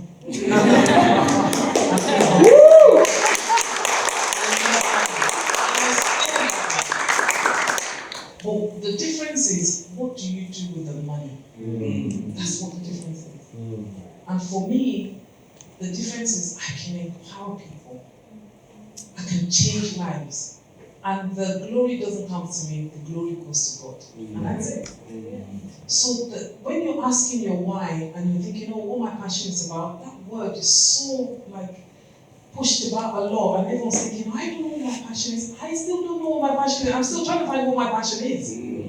Because one minute I'm liking this, I love doing this, I enjoy doing this. Next minute, I enjoy doing something else because I'm so creative. And if you're an entrepreneur, that's what your head does. And you're thinking, I love 10 things at the same time, but you can't do all 10 at the same time. So that's where you're thinking, and if you're not careful, you start to think, so if I know all 10 different things, which one's my passion?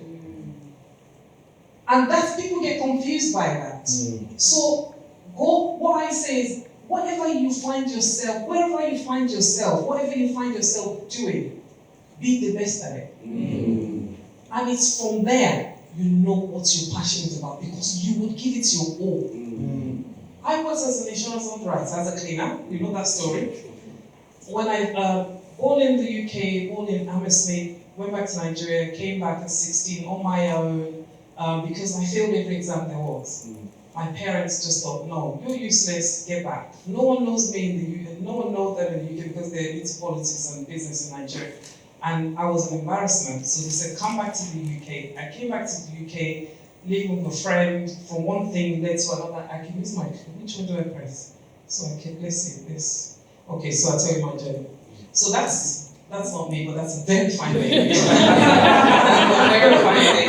So, yeah, I was pricing this one together. So, that's where I lived, in Peckham. I was saying to Rachel, I grew up in Peckham. Everything in Peckham, North Peckham Estate, like all of that, you know. So I left, growing up, coming back to the UK at the age of 16, I lived with friends and families. And after a while of cooking, cleaning, not going to college, because they said, oh, you're British. You know, some African people, they give you, you know what I mean, right? They said, you're British, you can go to college anytime you feel like it, just get on with it. So I moved out and squatted in a flat in Peckham. Got someone to break the door open, you know, the whole shebang. And I packed my bags after 2 years of squatting because I saw that in my fridge. That then cockroaches went into my food and thinking, that's it, I'm done. You know, and I packed my bag. Everything I owned up to that time, from the age of 16 to 19, was in 3 black bags. And I literally went to the council and dropped my bag there. And this is where I ended up, in a hostel with druggies, in Oge here.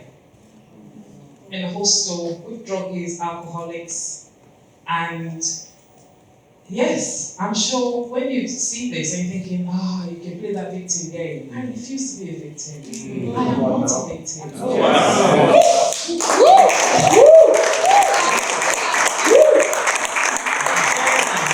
this is my story. And that's what makes you powerful. Everywhere you're going to be, God already knows where you're going to be. But it's now left to you to see, do I want to go through that? Challenges will come. Stress will come. The mindset, the doubts will come. I'm inferior. I mean, when I started my business, the first thing I remembered, because I live in Eltham now, and Stephen Lawrence, you're on the right, obviously blacks in that area at the time, I woke up on the first day I was going to go to launch my business to meet the parents. I remembered I was black. I actually forgot I was actually black because it never occurred to me. Because that area is lots of white people. And the first time I thought, wow, I am black. How am I going to face this white people? Oh, I know it's funny. Yeah, I know. But yes, that's our mindset, you know. The mindset does it. And the enemy does them things to you. Yeah. You know, it's never been an issue. But for some reason, that one day, it was an issue.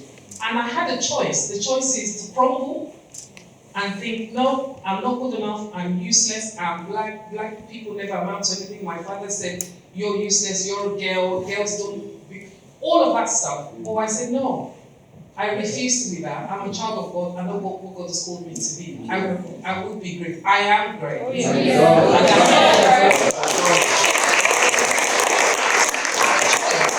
And that's where the growth mindset and the fixed mindset comes into it. You decide. So that was me then. Right. Today, like I said, I'm going to be talking to you about vision. I'm going to be talking to you about beat, and I'm going to be talking to you about growth. I don't want to go too much into theory and start, so feel free to read those things. But when you're talking about vision, what comes to mind? I say you think foresight, you think aspiration, you think your dreams, purpose. That's what comes to mind. What's a dream you have? Every single one of you have a dream. You have where you want to be, and that's why this is put together. And even if you don't, coming into here, start from today, write it down. What is the dream I have? Where do I see myself? Where do I want to go? Write it down. Do not leave here the same way you've come in. You would have done yourself a big disservice. I sat there, I wrote things down.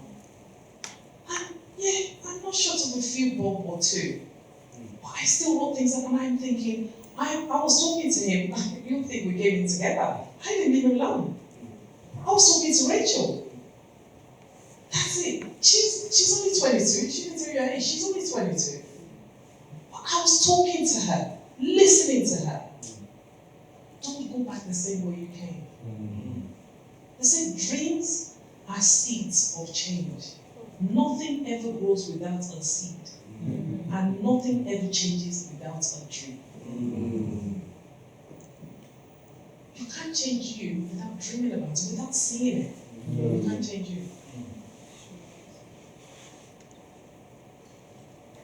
When we're talking about grief, it says challenges are invisible, but preservation and resilience transform obstacles into opportunity and growth. When I think about grit, I think resilience, I think perseverance, I think tenacity, determination, endurance. Those are strong, hard words. And if you listen to mature people, I don't say I'm old, mature people like myself, we think, oh, young people, because they're aged, they haven't got that spirit of resilience. I'm not going to come in and say that, because that's patronizing. But do you genuinely have it? Do you give up so easily? Who told you that you're not going to face a challenge? Or you think with everyone that sat here, including Nunu and Rachel, so I'm saying them because they're like your age mate, right? Including Peril, you think they haven't faced challenges? Or you think they never thought to give up? Like, excuse me? So, with them, so you can imagine, regardless of how old you are, you still feel like giving up.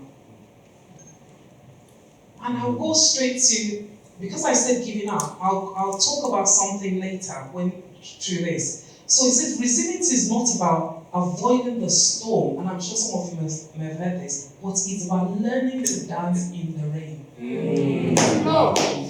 I won't say there were no obstacles. Wow. Even the Bible, the good Bible, did not promise you no obstacles. But he said he'll be with you through it all. That's right. And that's it. So how much do you want this thing you want?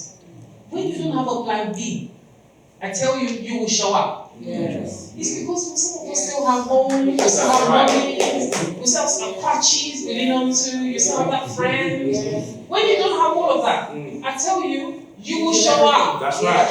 You will show up.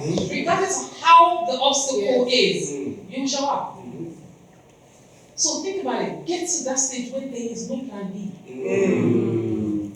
How many minutes have I got? No, she got more. You know,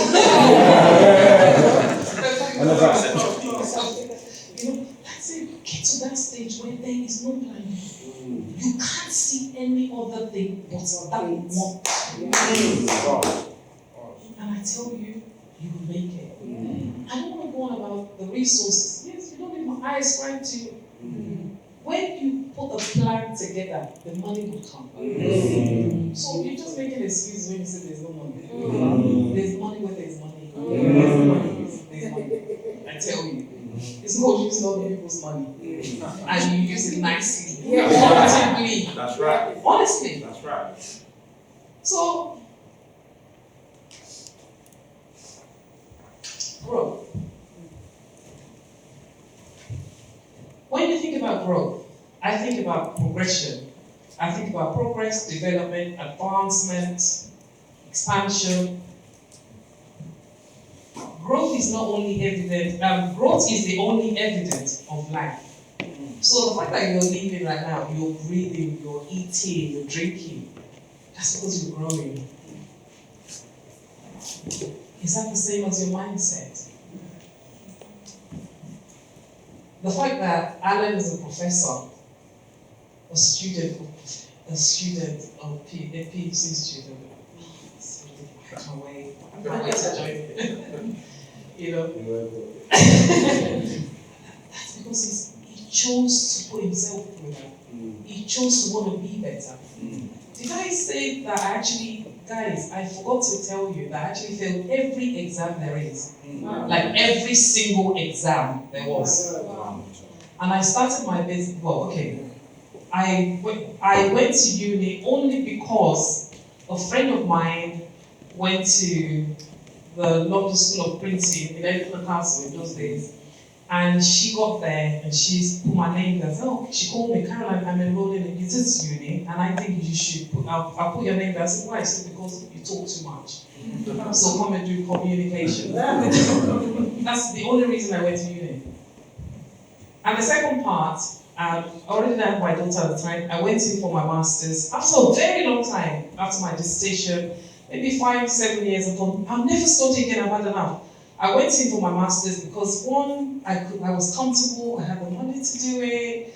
I thought I had all the time, I didn't have to go to work if I didn't have to work because my business was working. Guess what, guys? After we sit in class and I thought I'll do international businesses because I love business. And when we go in the class, everyone's like, Caroline, we want to know you. It's incredible. I love the conversation, the debates and stuff. When it came to doing the assignments, you know the answer to that one, right? When it came to doing the assignment, I had depression. Like genuinely, I thought I needed medication. Guess what? I just said I'm not coming back. Because I got to find out who Caroline really is. It's not my forte. Even though I'm saying I'm coming to do a PhD, right? I want to try again because I don't want to give up. But do you know what? Why stress when it's not you? Find who you are. Don't be like everybody else. You're so unique. You're so different. Why do you want to be? Because everyone's got PhD or everyone's got masters. Or you want to be. Find out who you are. Know yourself. So now I do short courses. They'll take me like 10 weeks. I'm good. I'm very good, and I learn. I listen to podcasts. So find out what is your learning mechanism. How do you learn? As a person, don't be like everybody else. You all don't want anything. What's yourself? And those are things that's really helped me to really progress in business, in my life, as a woman, as a mother, as a wife, and as a businesswoman. No apologies whatsoever about how well learned or not learned I am. I don't feel inferior to anybody at all. At all. Just be your true self. And let your true self shine out. I'll skip this. It's just definitions and stuff. The difference between you and who you want to be is what you do. I think it was Alan that said something around to my daughter when we were in the green room, said something along the lines of, it's not the doing, it's the becoming. What is it you want to become? If you don't take steps to get there, you're not going to be that person that you want to be. And I'll talk about this, and this is my fears, and then I'll get off the stage. Right, so in 2022, let's take that on there. After so long, we thought, okay, we're very good at what we do in the UK. I've got so many branches. We even franchise our branches, guys. So franchise, like, for those of you, let me explain franchise. So you can see the reason why you need to go into business if you are interested in business. So franchise, like, I have a brand, someone buys into my brand, I help them set up. After a while, I sit back, they give me 10% of their turnover, not profit. So the month you make 500,000, I get 10% of your 500,000 without doing anything. Wow. That's the first thing. To extend our business, we then start to cook for nursery. So if you're buying into a franchise, we have to do your food. That means you're paying us. Per child, per head, per day is £5. So if you have 100 children, times 5 times 100 children, that's the reason you're buying into a franchise. So we're cooking your food. And the best part, we're even now starting to do our own nappies. That means you buy my franchise, I cook your food, I do your nappies. So for those of you that have siblings, nieces, nephews, mommy, how many nappies do you think the children go? Exactly. So think about how much. Just be thinking about chicken. And that's it. That's what it is about. Being creative. And expanding. Like Rachel said, she can expand her business to so many, into just that one business. Same thing. No. Expand that one business into different sectors and get a 100% share of that market. That's why they call you the expert in that field. 2022, we thought, okay, woke up one day, thought we need to start it's the Holy Spirit that told me this. You need to go into Africa and do a conference. I'm thinking, conference? What conference? Guys, I don't know a single place in Nigeria. Literally, if I get to the airport, that's it. You could just take me away, and I couldn't tell you what I don't know anywhere at all. And I thought the only reason we went to Nigeria is because my mom's there, and my mom's 80, so she lives in different parts of Nigeria. And I thought, okay, at least I know if anything happens, I can call my mom, whatever. So we went in. The first day we went in to do this conference, the night before I went into the hall, and it was massive, this big. And I said to my team, this is ridiculous. My team, only 2 girls. I said, this is ridiculous. This is too big, guys. This is crazy. How could you? I wanted maybe 60 to 100 people. And I was saying to Stuart, this is our first ever conference. We had 350 people attending. Wow. From not knowing anyone in Nigeria, not having a network in Nigeria, nothing at all. We had 350 people, and these are teachers, school owners, practitioners, because we want to change the face of education in Africa. And for those of you that know about safeguarding, sexual stuff with children in Africa that you get in the news all the time, that's what we're trying to do. So that's the first day, that's the first conference, which was 2022. Guess what? Fear came into play. Inadequacy came into play. I thought they were going to, security, I'm thinking, oh my God, what's going to happen? But I still did it. I still did it. And this is why I'm showing you this. You will have all this inadequacy come in. Your mindset will play havoc with you. Even though you're so sold out to Christ. I said to God, I promise you, if you say don't go, I won't go. Lie. That's it. That's the first year. The second year. Wow. Come on now. This is the second year. Notice the difference here is the fact that we had round tables in that one, right? Yeah. We took the tables out that morning. Then we thought, okay, because we sent people away on the first conference, let's take a space that takes 500 people. And then it was just too small. We had to move the tables, and they looked like sardines. Like we had 900 people in there. Wow. That was last year. And I thought to myself, this is crazy. I walked in, my friend thought, yeah, it's your event, you're staying. Again, did I have doubts? Year 2, I still had doubts. I still cried. My mindset midnight before the day was ridiculous. I had friends praying in my ears because I just thought, who am I that you're so mindful of me? Why am I doing this? This is impact. So you can imagine each one of these people go and impact the children in the classroom and change the mindset. How many of us here that you've had a teacher say to you, you never amount to anything, you're useless, you're not good enough, you're so rubbish at science, and that stayed with us. But we're saying these teachers, we want to change their mindset, that they go into the classroom and said, you'll be the next prime minister, you'll be the next best this, you'll be the next that. So you can imagine each one of these laws go and change their classrooms. That's impact. Yes. That's changing generation. That's changing the next set of young, incredible adults, raising them up. I still had fears. I show you this year. You ready for this? And this is the worst. Come on. Wow. So we thought again, we had 9, we sent people packing. We couldn't open, they shut the gates. And this is for, I don't know, for anyone that knows Nigeria, this is like the Lekki part of Nigeria, this is like the rich part of Nigeria. Because I just want the experience, like Rachel said, I want them to come in and feel like they belong. And especially a lot of them have never been in a space where they've been looked after. Oh, come on. You know, I'll look after you guys. I just want to change your mindset. Because if you want to change the system, you change the mindsets of the people first. The government gets into a mindset first before they can change anything around. Right, so the night before again, this is a new space, a new venue. We walked in, and I'll be honest, I know this venue is a 1,500 seat venue. I knew that.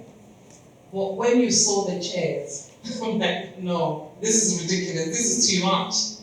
But I couldn't say anything. Look. Wow. We have over 1,350 people seated with over 600 online. Again, did I have fear? Yes. Did I think I was good enough? I didn't think I was good enough. This was this year, this is just July. I still don't think I'm good enough. So that mind would always be there. But guess what? You have the power to silence those words. It's in your hands. You choose to silence those words. And the more you speak to those minds, that mindset, the lesser the voice will become. The quieter they will become. But guess what? They will still be there. It will still be there. It's not going to go.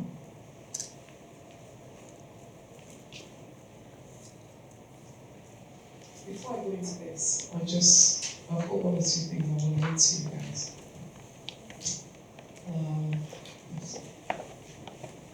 I know I've only got a few minutes, so I've checked it, so I'm good. We're good for time. We're good for time.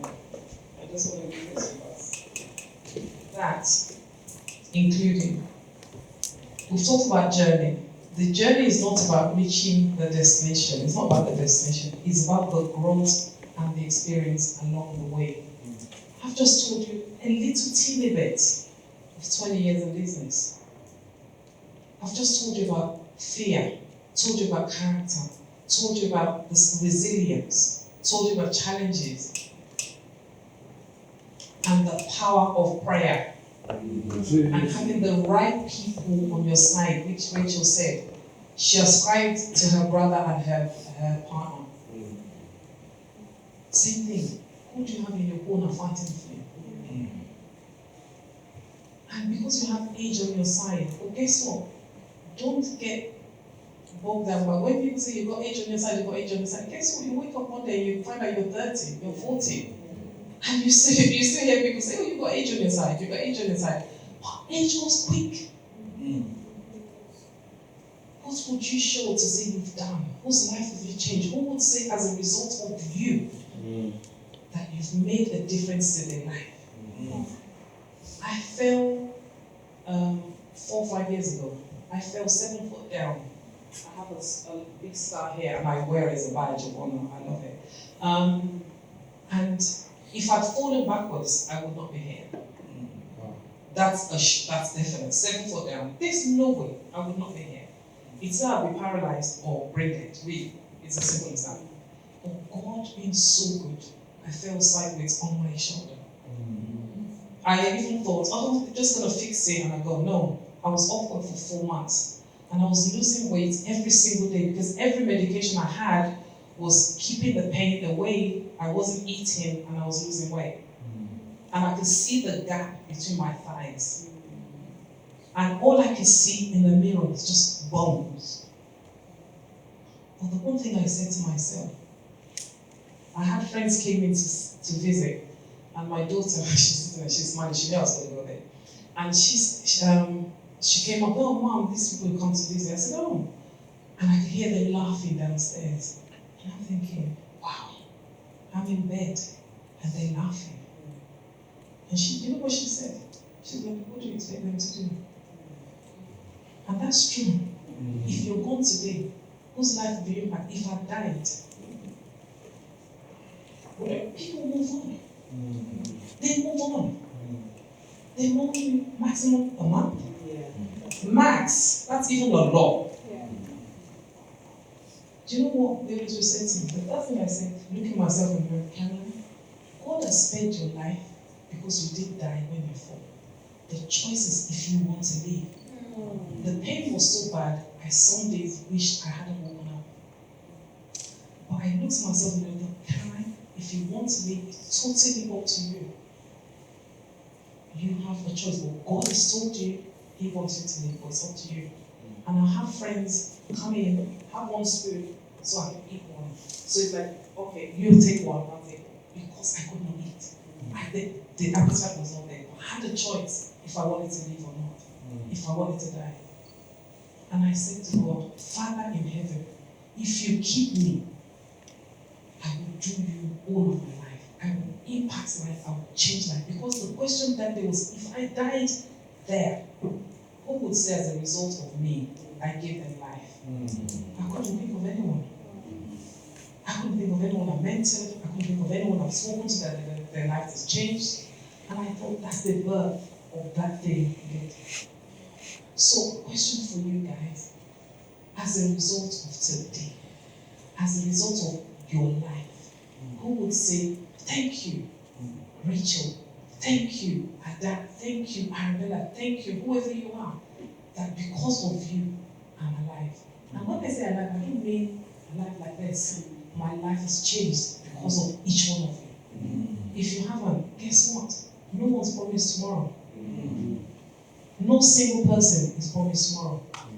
But today is definite. And the best time to start to make a change is now. Thank you very much.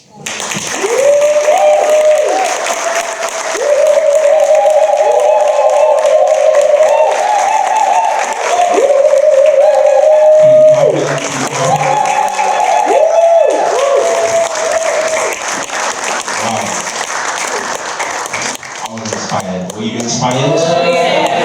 Were you inspired? Wow. Yeah. The lineup is strong. The lineup is too strong. And I love the mixture of both men and women, giving us their perspectives and the different age gaps and the different age range. So it shows you that you can do it whether you're young, whether you're mature, right? You can do it. Does that make sense? All right, the next speaker I'm calling forward is another young lady that I met many years ago. And again, I was in retail insurance at that time when I met her. But there's a few things that she said to me that she probably doesn't know, but that impacted me in a positive way. I think my buzz for success, my aggression, I picked up a bit of it from her. Because I love the way she conducts her business. She's one of the most focused young ladies I've ever met in my entire life. And I've met a lot of people. Now this specific person, I remember one of the conversations we were having, she was telling me about finance. She was talking to me about finance, and she had a lot of knowledge on finance. And then I actually tried to get her to come and work for me. I don't know if she remembers. And she looked at me and said, do you know that I worked at Coutts Bank? And I took a step back and said, really? you know. And she said, yeah. And by the end of the conversation, I realized I couldn't afford her. But she told me the different things that she had experienced at Queen's Bank. Now, for those of you that don't know what Queen's Bank is, that's the Queen's Bank. All right? And she worked there and she amassed a lot of knowledge from there. And she went on to build an online business. All right? She's one of the greatest sales women I know as well. She could sell air to a dead person. And they'll wake up and take it and die. I'm telling you, she's just something. So when she comes forward, I want you to give her a roaring welcome. Can you do that for me? Oh, yes. That's Nikki Sutherland.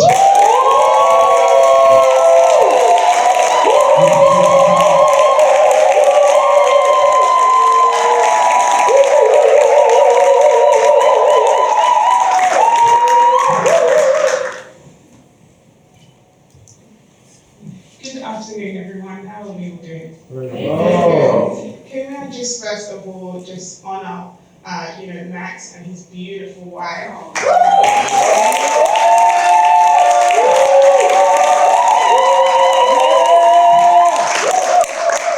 done absolutely incredible. The hosting, the putting together of this event.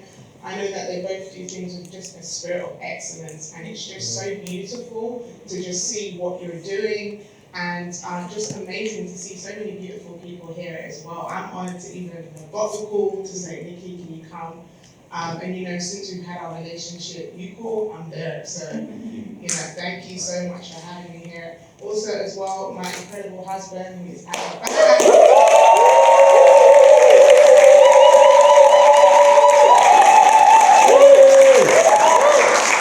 Mr. Sutherland is here. He's not normally on the road with me, so it's great to have him here.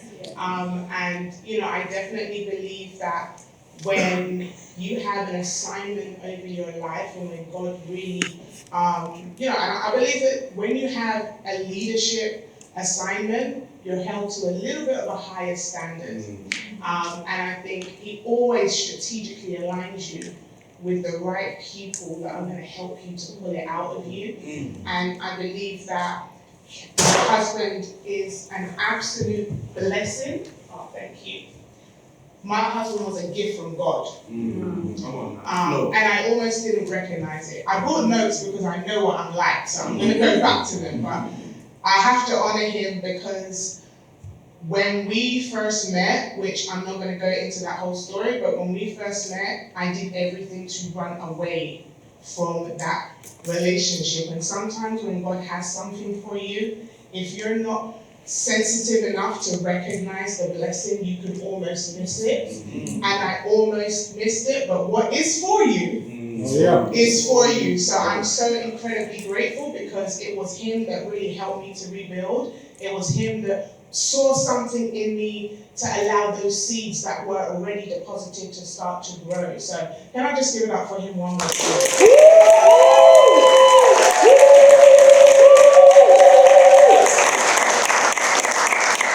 And just last but not least, all the incredible people here that are serving and just doing such an incredible job. You are amazing. So thank you so much. Let me get to my notes because, as I said, I want to be a good steward of my time. And I'm going to give you 3 words.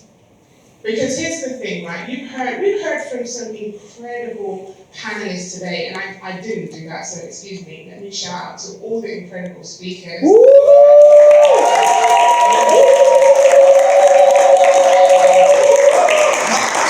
My pens actually ran out. I was writing notes. I'm a student always, and I just want to say I'm inspired by each and every single one of you. So thank you for serving and also pouring into me also. So thank you. But we've heard from incredible individuals today, and my segment is supposed to be around women, but I think it can work for both. Is what next? Like now we've heard from empowering speakers. We've heard from beautiful young ladies that have grown businesses, we've heard about how to understand, finance and really have integrity and make sure that when we get there, we keep our morals, and we've heard about how we can scale and have courage to really go and build, big and do what God said, but what now? We've heard terms like, money isn't everything, and you don't worry, the money will come. And I know some people sitting there like, yeah, it's easy to say the money will come, but you have no money. Yeah. Everyone thinking that. Tell the truth. When you hear people that have money say the money will come, it sounds weird. It's like, okay, you say the money will come, but where is it? Where is it?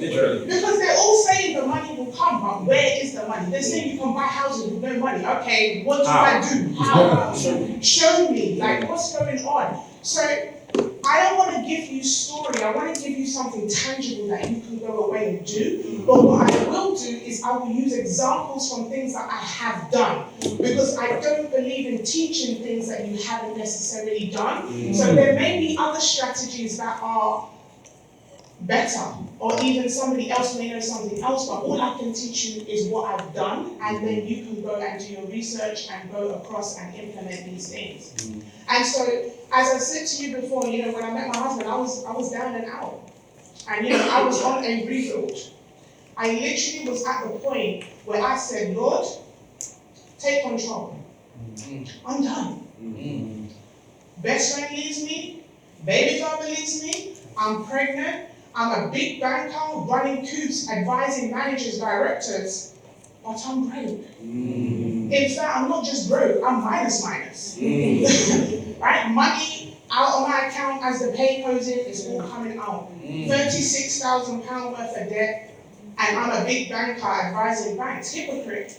I'm looking at myself on Instagram, and by the way, don't believe what you see on the ground. Come on now. Say that. Come on now. Don't do it. Come on now. And so I'm looking at myself as a fake. Can we just talk real? Because I really want us to leave here and understand that we can take control of what we want, but we have to really know what to do, how to think.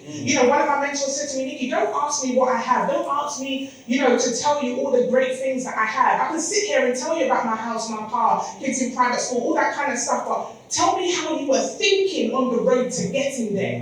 How do I have to think? You see, the book says, which I think is a straight duplication from the Word of God, the Bible, it says think and grow rich. It doesn't say work and grow rich. It says think and grow rich. My interpretation is, as a man thinketh. Right? So that means I need to be thinking wealth.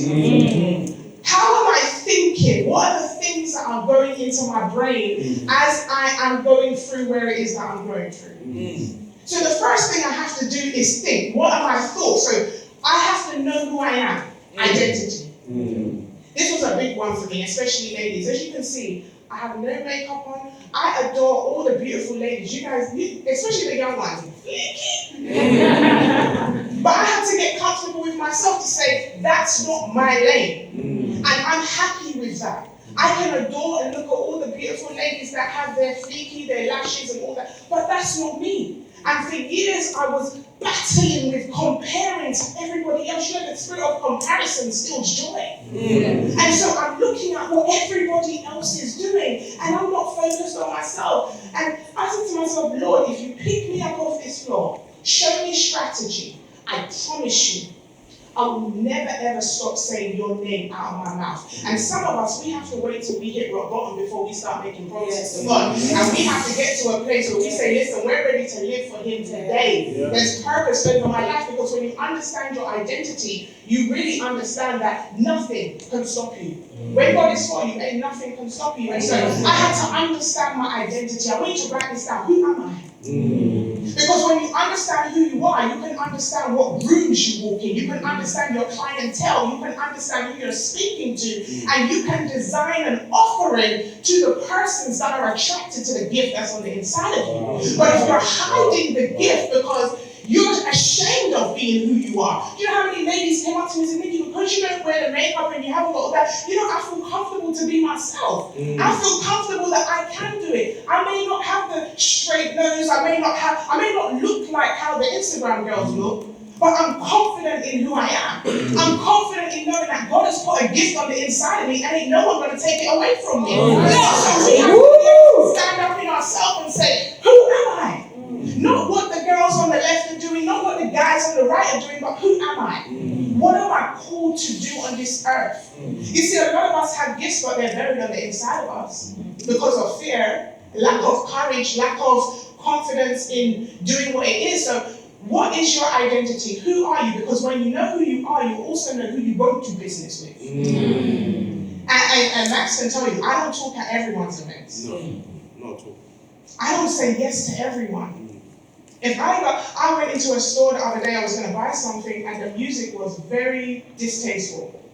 I had to walk straight back out again because my spirit said, that's not who I am. I can't do business here because I can't put myself in this environment. When you understand your identity, you will also know how to say no. There are some things that are just not for you. There's some things that you have to say no. Because when you can say no to some things, it allows room for you to be able to say yes to what is actually for you. And so at this point of me being rock bottom, big banker, all of this stuff, I'm learning about who I am. How did I get into a relationship where I'm so good with the numbers, but I'm now people pleasing and spending money on my credit card to please man? You see, you guys didn't see where it was going from. You see, your money is connected to the way that you think.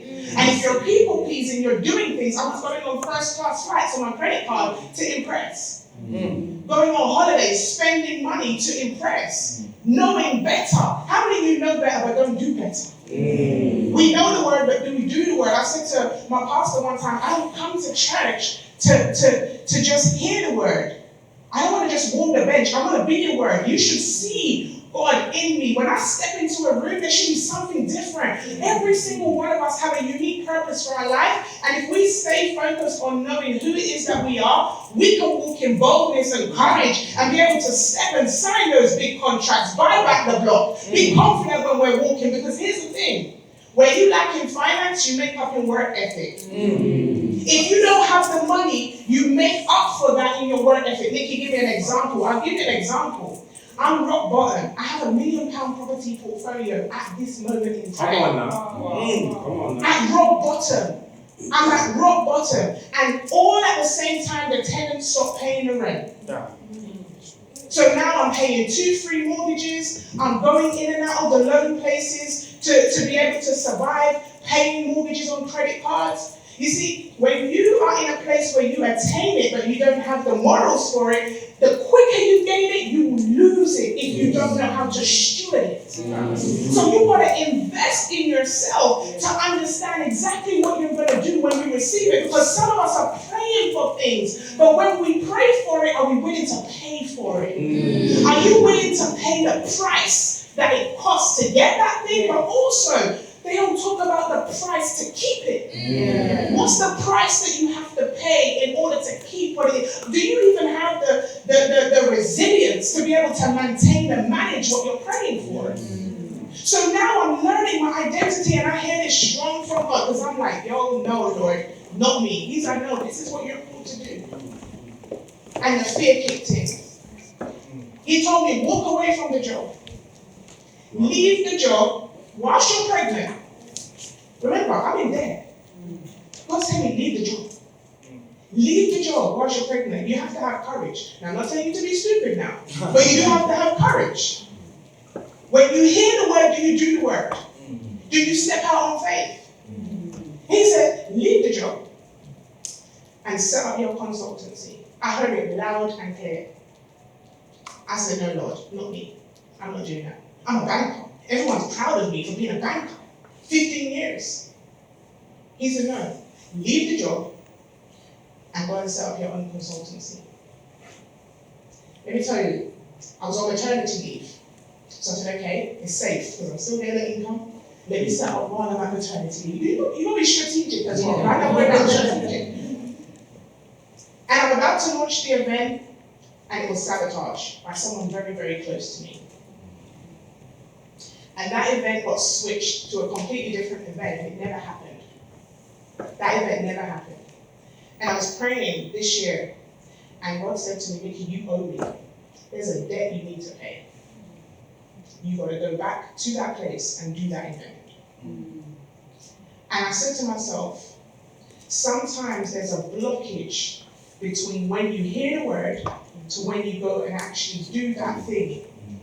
And can I get this full? Because I want to show you guys something. I really want to teach you this something, and I'm going to give you real strategy of what you can do, right?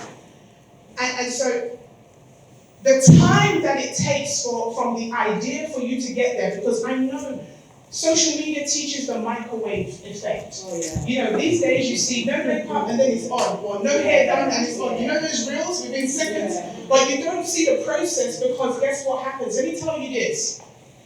There is a strategy going on right now to reduce the attention span of the people. Absolutely. Absolutely. Yes. And it's designed to keep you broke. Let me tell you, we started with Facebook. Then we moved to Instagram, which is shorter. We went to 1 minute, 2 minutes. And then we went to TikTok, which is even shorter. Yes. What we're doing is we're reducing the attention span. And so when you reduce your attention span, you're taking in less knowledge. And so we have to get back to a place where in the time of waiting, in the time of expecting that thing to happen, what are you doing in that time? It has to be sowing into yourself, reading books, listening to people. Who are the people that you're going to stalk? You have to be intentional. I was saying to some of the girls outside, is that we were taught, some of the old paradigms, don't beg no friend. If someone doesn't want to be your friend, then leave them, don't beg no friend. But in business, sometimes you do have to beg a friend. Sometimes you do have to be persistent and slide in that person's DMs more than once if they don't see you. If they don't see you the first time, they don't see you the second time, they don't see you the third time. You're persistent, you're going to DM them, you're going to talk to them, because one day they're going to say, you know what, this person, they haven't given up. Yes. Let me message. I saw on Instagram where someone said he was messaging a celebrity for 3-4 years. And the guy finally said, you know what, let me answer this guy, because he's constantly persistent. He's not stopping. How resilient are you for the thing that you want? So check this out. When I saw this completely changed me. Thank you. Right? Check this out. So currently, you are here, right? Someone say here. Here. Here. And your goal is there, right? Here, there. Right? Now, every single person in this room, I want you today, when you go home, to think about what your there is. One thing. What is your there that you want to focus on over the next 90 days, 180 days, a year, 2 years, that you're going to be so aggressive on until you get there? What is your there? Most people have no goals. They have no idea where their there is. They're just going around in the rat race. Where is your there? Now here's the thing. What separates here from there is the T. And the T stands for time. Now, how long it takes for you to go from here to there depends on what you do in the time. You can grumble. You can woe is me. You can sit there frustrated. You can sit and even read all the positive quotes in the world. But they're not going to get you there unless you actually have a tangible action plan that's going to get you there. So here's the second thing. My mentees know I love to give homework. You ain't going to meet me without getting work to do when you go home. I don't want you to sit here taking notes. I was saying to the girls outside, one of the things that I used to do, and it was such a terrible habit, is I would put myself in rooms like this, and I would be writing down all the bars. Every minute, sheesh, what a bar. Bar. Every minute is a bar. You hear comfort zone is your work zone. Bar. You hear all the stories, writing it down. But when you get home, what does it actually mean? It means nothing if you don't actually take that and apply it. So the first thing I'm saying to you is, where's your there? When you go home tonight, you look yourself in the mirror and say, in the next 6 months, 90 days, 1 year. I'm so happy and grateful now that I will have my hair business. I'm so happy and grateful now that I will have purchased my first property. I'm so happy and grateful now that I will have started my own insurance business. I'm so happy and grateful now that I'm going to open up my own nursery. What is your there? Is it clear? Or is it, I need to stop procrastinating? That's not clear. And sometimes we talk to ourselves in such jargon that our own brain doesn't understand it. You know, our brain is only going to hear what it hears from us. So the words that you speak, so how do you get there is by having a plan, but here's what we need to do. The thing about our senses. We have to know how to feed our senses with the right words and the right things that's going to support us getting there. So here's what it is. What are you speaking out of your mouth? So many times when we don't see what we're seeing it in our mind, but our physical eyes are telling us something else. So you're saying to yourself you want to open that hair business. You're saying to yourself that you want to start, that nursery, but then you're saying, I'm broke though. Or you're looking at your bank account and you're saying, my bank account's empty though. Or you're speaking to your friends who are in a similar situation who've never got the results that you are desiring, and then you're listening to them and they're putting you off. So what are you speaking every day? Every day I wake up, I have affirmations all over my house. I'm so happy and grateful now that I've impacted another 25 people that are going to be earning at least 10,000 every single month, living out their goals, living out their dreams. I'm so happy and grateful now that I've impacted another 1,000 women's lives. I say this every single day. You know why? Because there's distractions outside. So my first point here is identity. The second point is clarity. When you know who you are, you can then be clear on your goals, on what you need to do. You see, one of the things that I'll tell you this when it comes to clarity is when you're clear, other things become blurry. When you are clear on your goals, other things become blurry. What am I saying? And my husband will tell you this. I can be focused on something. He'll be talking to me. I am not asking. I have no idea. I'm agreeing to things I don't know. Yeah, babe. Because when you're focused on something, everything else is shut out. The reason why you hear the haters is because you're not focused enough on where you're going. The reason why you see other things is because you're not focused enough on when you have clear goals on where you're going, you have clarity on who you're hanging around, clarity on what rooms you're putting yourself in, clarity on the things that you're going to do every single day. You will not have time for haters. You will not have time for people that are disagreeing with your thing. So you have to have absolute clarity on your goals. Know exactly who you're going to be hanging around, who you're going to be listening to, who are the people that are going to push it. Do you know this? This actually freed me, and I'll tell you this right now. Every single one of us learn during the losses. You learn lessons during the losses, not in the times of greatness. It is times when you lose, when you fail, that you learn the most. Do not be scared of failure. You cannot be scared of failure. But what you have to do is you have to be clear on something. I want to wipe this off so I can show you guys something. Right? Let me tell you this. If you want to be successful in anything when it comes to business, you must learn to sell. 100%. If you keep telling yourself, I'm not a salesperson, I don't do sales, I can't sell, you will not be a successful entrepreneur. If you are a parent, you have to sell an idea to your child. 100%. Every day I'm saying to my children, can you go to bed? 100%. Please go to bed. 100%. And I don't have time now, but there's something called, I'm going to write it here, you can Google it, right? Yuko. He has different strategies. There's 9 influencing strategies. You can actually learn these influencing strategies, and depending on the situation that you're in, you can utilize those strategies in order to sell. Right? There's different types of strategies that you can use, right? But you have to tell yourself that you are a salesperson. You are a seller because you're selling an idea. There's a beautiful lady right here. I think her name, what's your name? This lady right here. Yes. Inni has some beautiful earrings in her ears. When this meeting's over, I may say to her, Inni, where did you get your earrings from? She has sold me those earrings without even saying a word to me. Now, when I go to the store and buy those earrings, is Inni getting paid for that? No. So she's selling for free at the moment. Most people sell for free. Hey! Every single person is selling. You are selling constantly. Now the question is, the difference between me and most people is I actually get a check. Come on now.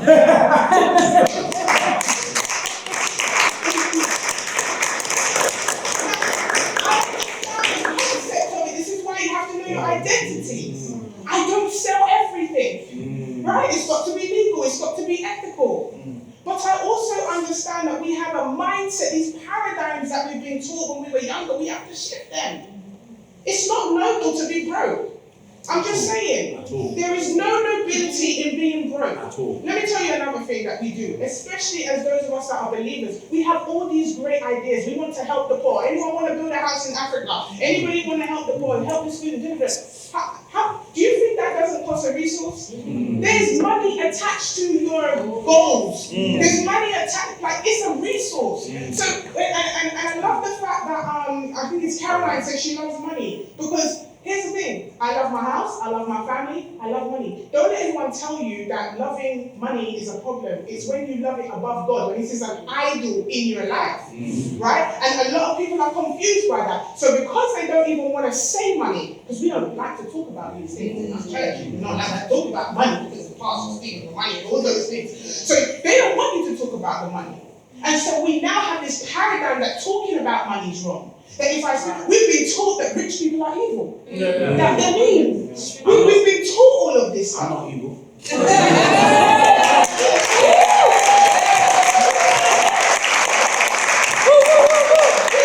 to retrain our minds and be clear. Because if you keep saying things like, I just want enough to get by, stop saying these things. I tell you, I hear it every day. What is your goal? Oh, I just want to make enough to do this. I just want to make enough to do that.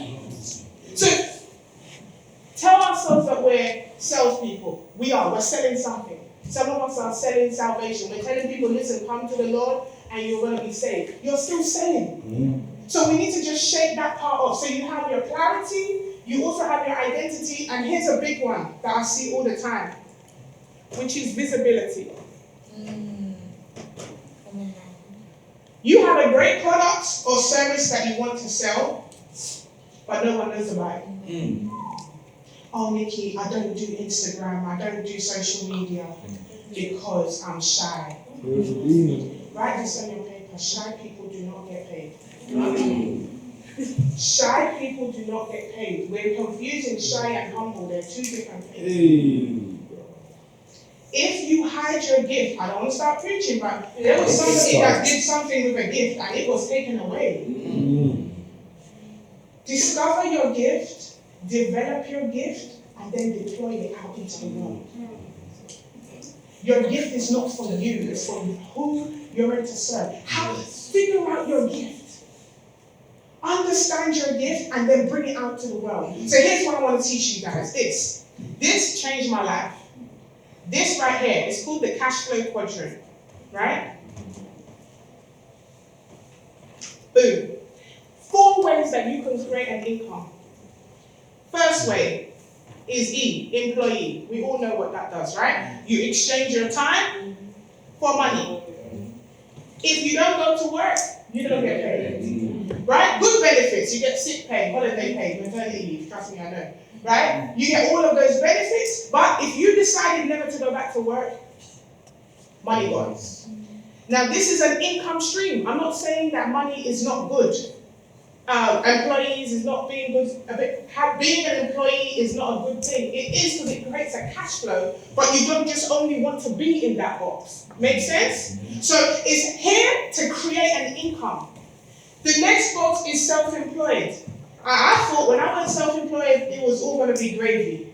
Any self-employed people here, you understand that not only is it time, you're expending more time than when you was at work. You now, before you had a HR department, you are the HR.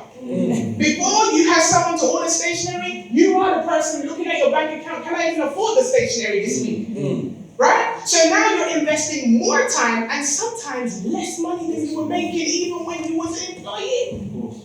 I I was having a conversation with my friend. She just went self-employed the other day. She said, Nikki, I might even go and get a job at Sainsbury's. I said, listen, girl, hold out. This is the toughest box to make it because you have to have what? Self-discipline. From the minute we were at school, we were told what to do. Our parents told us what to do. Boss tells us what to do. College, uni, people telling us what to do. We go down to self-employed, no one telling us what to do, and we're like, what do we do? So this side is where you work for money. You put your effort in, money comes out. This side is where the rich people are at, yeah? Here we go. Business ownership. This is where you have systems, employees, technology working for you so you don't have to, right? How can you move from self-employed? My husband, he's a chef. And so the first idea was open a restaurant, because that's what chefs' dreams are. His dreams, open a restaurant. Self-employed. Yeah? So now, he's in the restaurant, guess what he's doing? Working all the time in the restaurant. If he decided not to go in, the restaurant's shut. It's almost as if he's still here. So when COVID was coming about, here's what we said, okay, let's rent the restaurant out. Maybe the people taking over can do Just Eat, Uber Eats, whatever, and now you now own the system. They're running the restaurant, they hire it. That's why me and you are friends, Caroline. Because we understand building systems. So now instead of you being a self-employed hairdresser, can you be the owner of the salon and hire out the chairs? I would rather 1% of 100% of the efforts than 100% of my own effort. Let me say that again. I would rather 1% of 100% than 100% of my own efforts. I sit down and collect a check, without having to do the tangible, physical work. So business owners create systems. You start as self-employed, but you move over as a business owner. Make sense? And the last one is investments. Now here's the problem. People make money in these 3 boxes, and what they do is they spend it on Gucci. Don't do it. You now take the money from the left side and you now invest it to make more money. Property. Okay, maybe stocks, bonds, assets. I'm now into commercial property now because I see it's really tangible. And now you bring it over here and you spend the profits. You spend profits, not capital.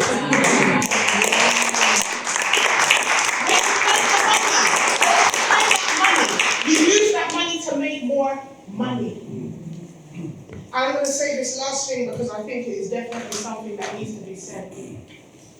When you step out, there may not be a lot of people to support you.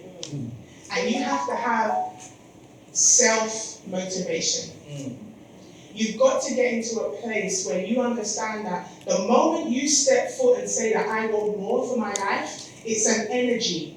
That positive thing that you want comes with a negative. The higher the level is the more load that's going to come to you, right?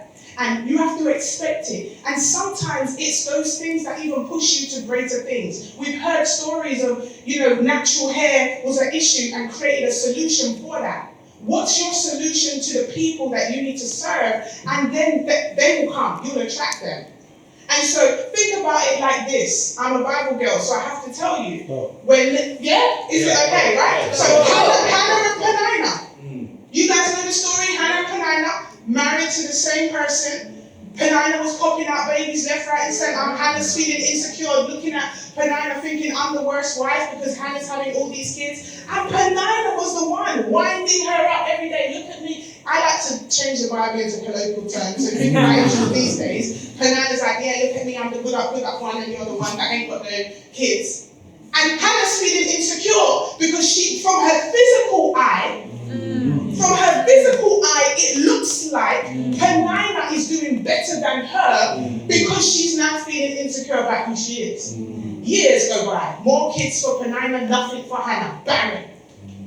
And you know what? One day, someone said one day, suddenly, she went to the Lord and she prayed. She took her eyes off the enemy and she went to God and said, God, if you now let me birth, I I promise you, see, I'm talking about these promises when you're on the ground floor. And you guys can read the Bible. Ain't no one talking about Penina's kids. No one talking about Penina's kids. Who are Penina's kids? Who are they? But Samuel.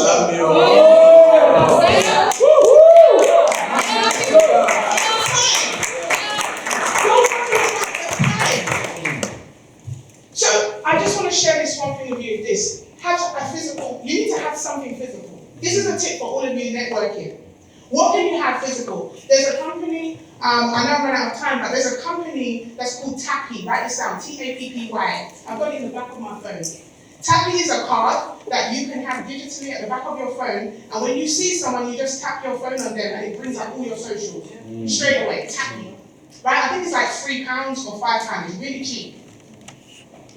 Here's how you sell something with no money. And I'm going to tell 60 seconds and I'm done.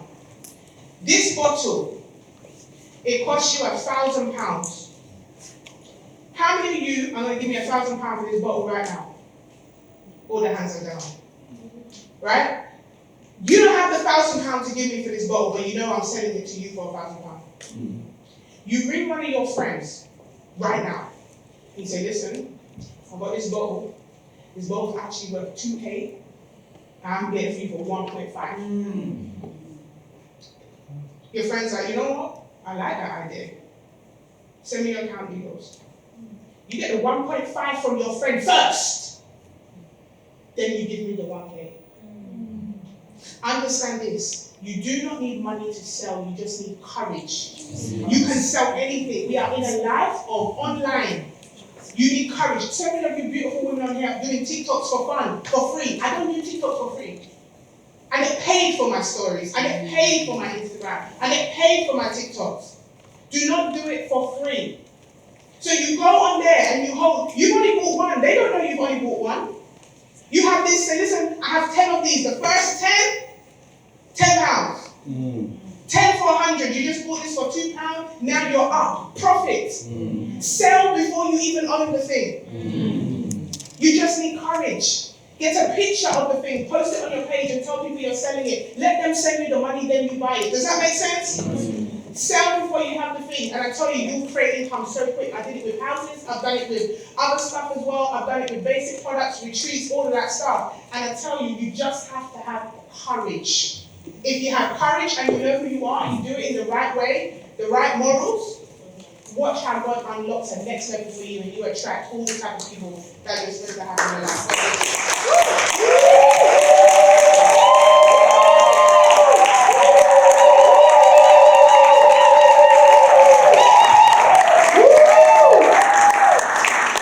Brilliant. Absolutely amazing.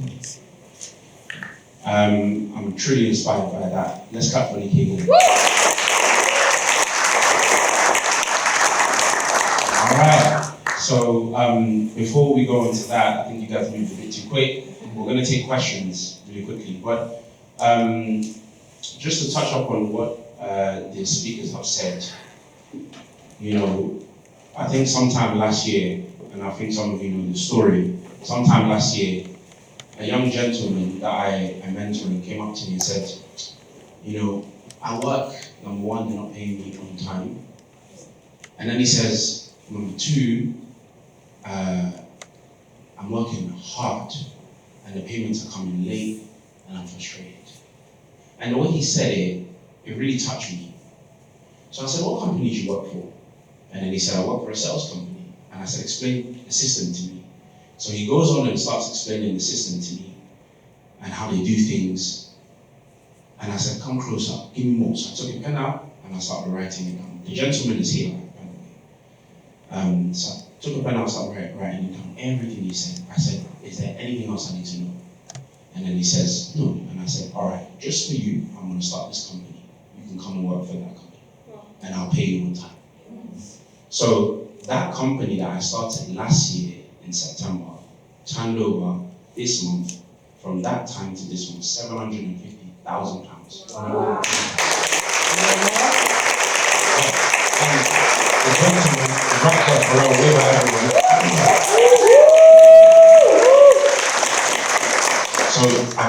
witnesses. He was not the only person that was in that conversation. I called you, do you remember? Because you worked for the same company he worked for.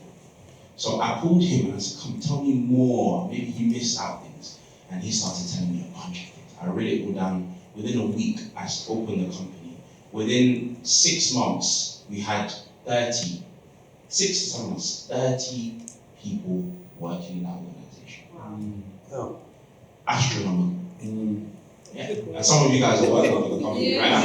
Yeah. You know, so I said that to say, you see how simple Nunu made it sound? She said, I woke up one day, 6,000 a day. And it sounds simple, and it is simple. Don't let anyone overcomplicate it for you. Very simple. Now that company that I started for one of my mentees is going to do £1 million by December. Yeah. You sound jealous.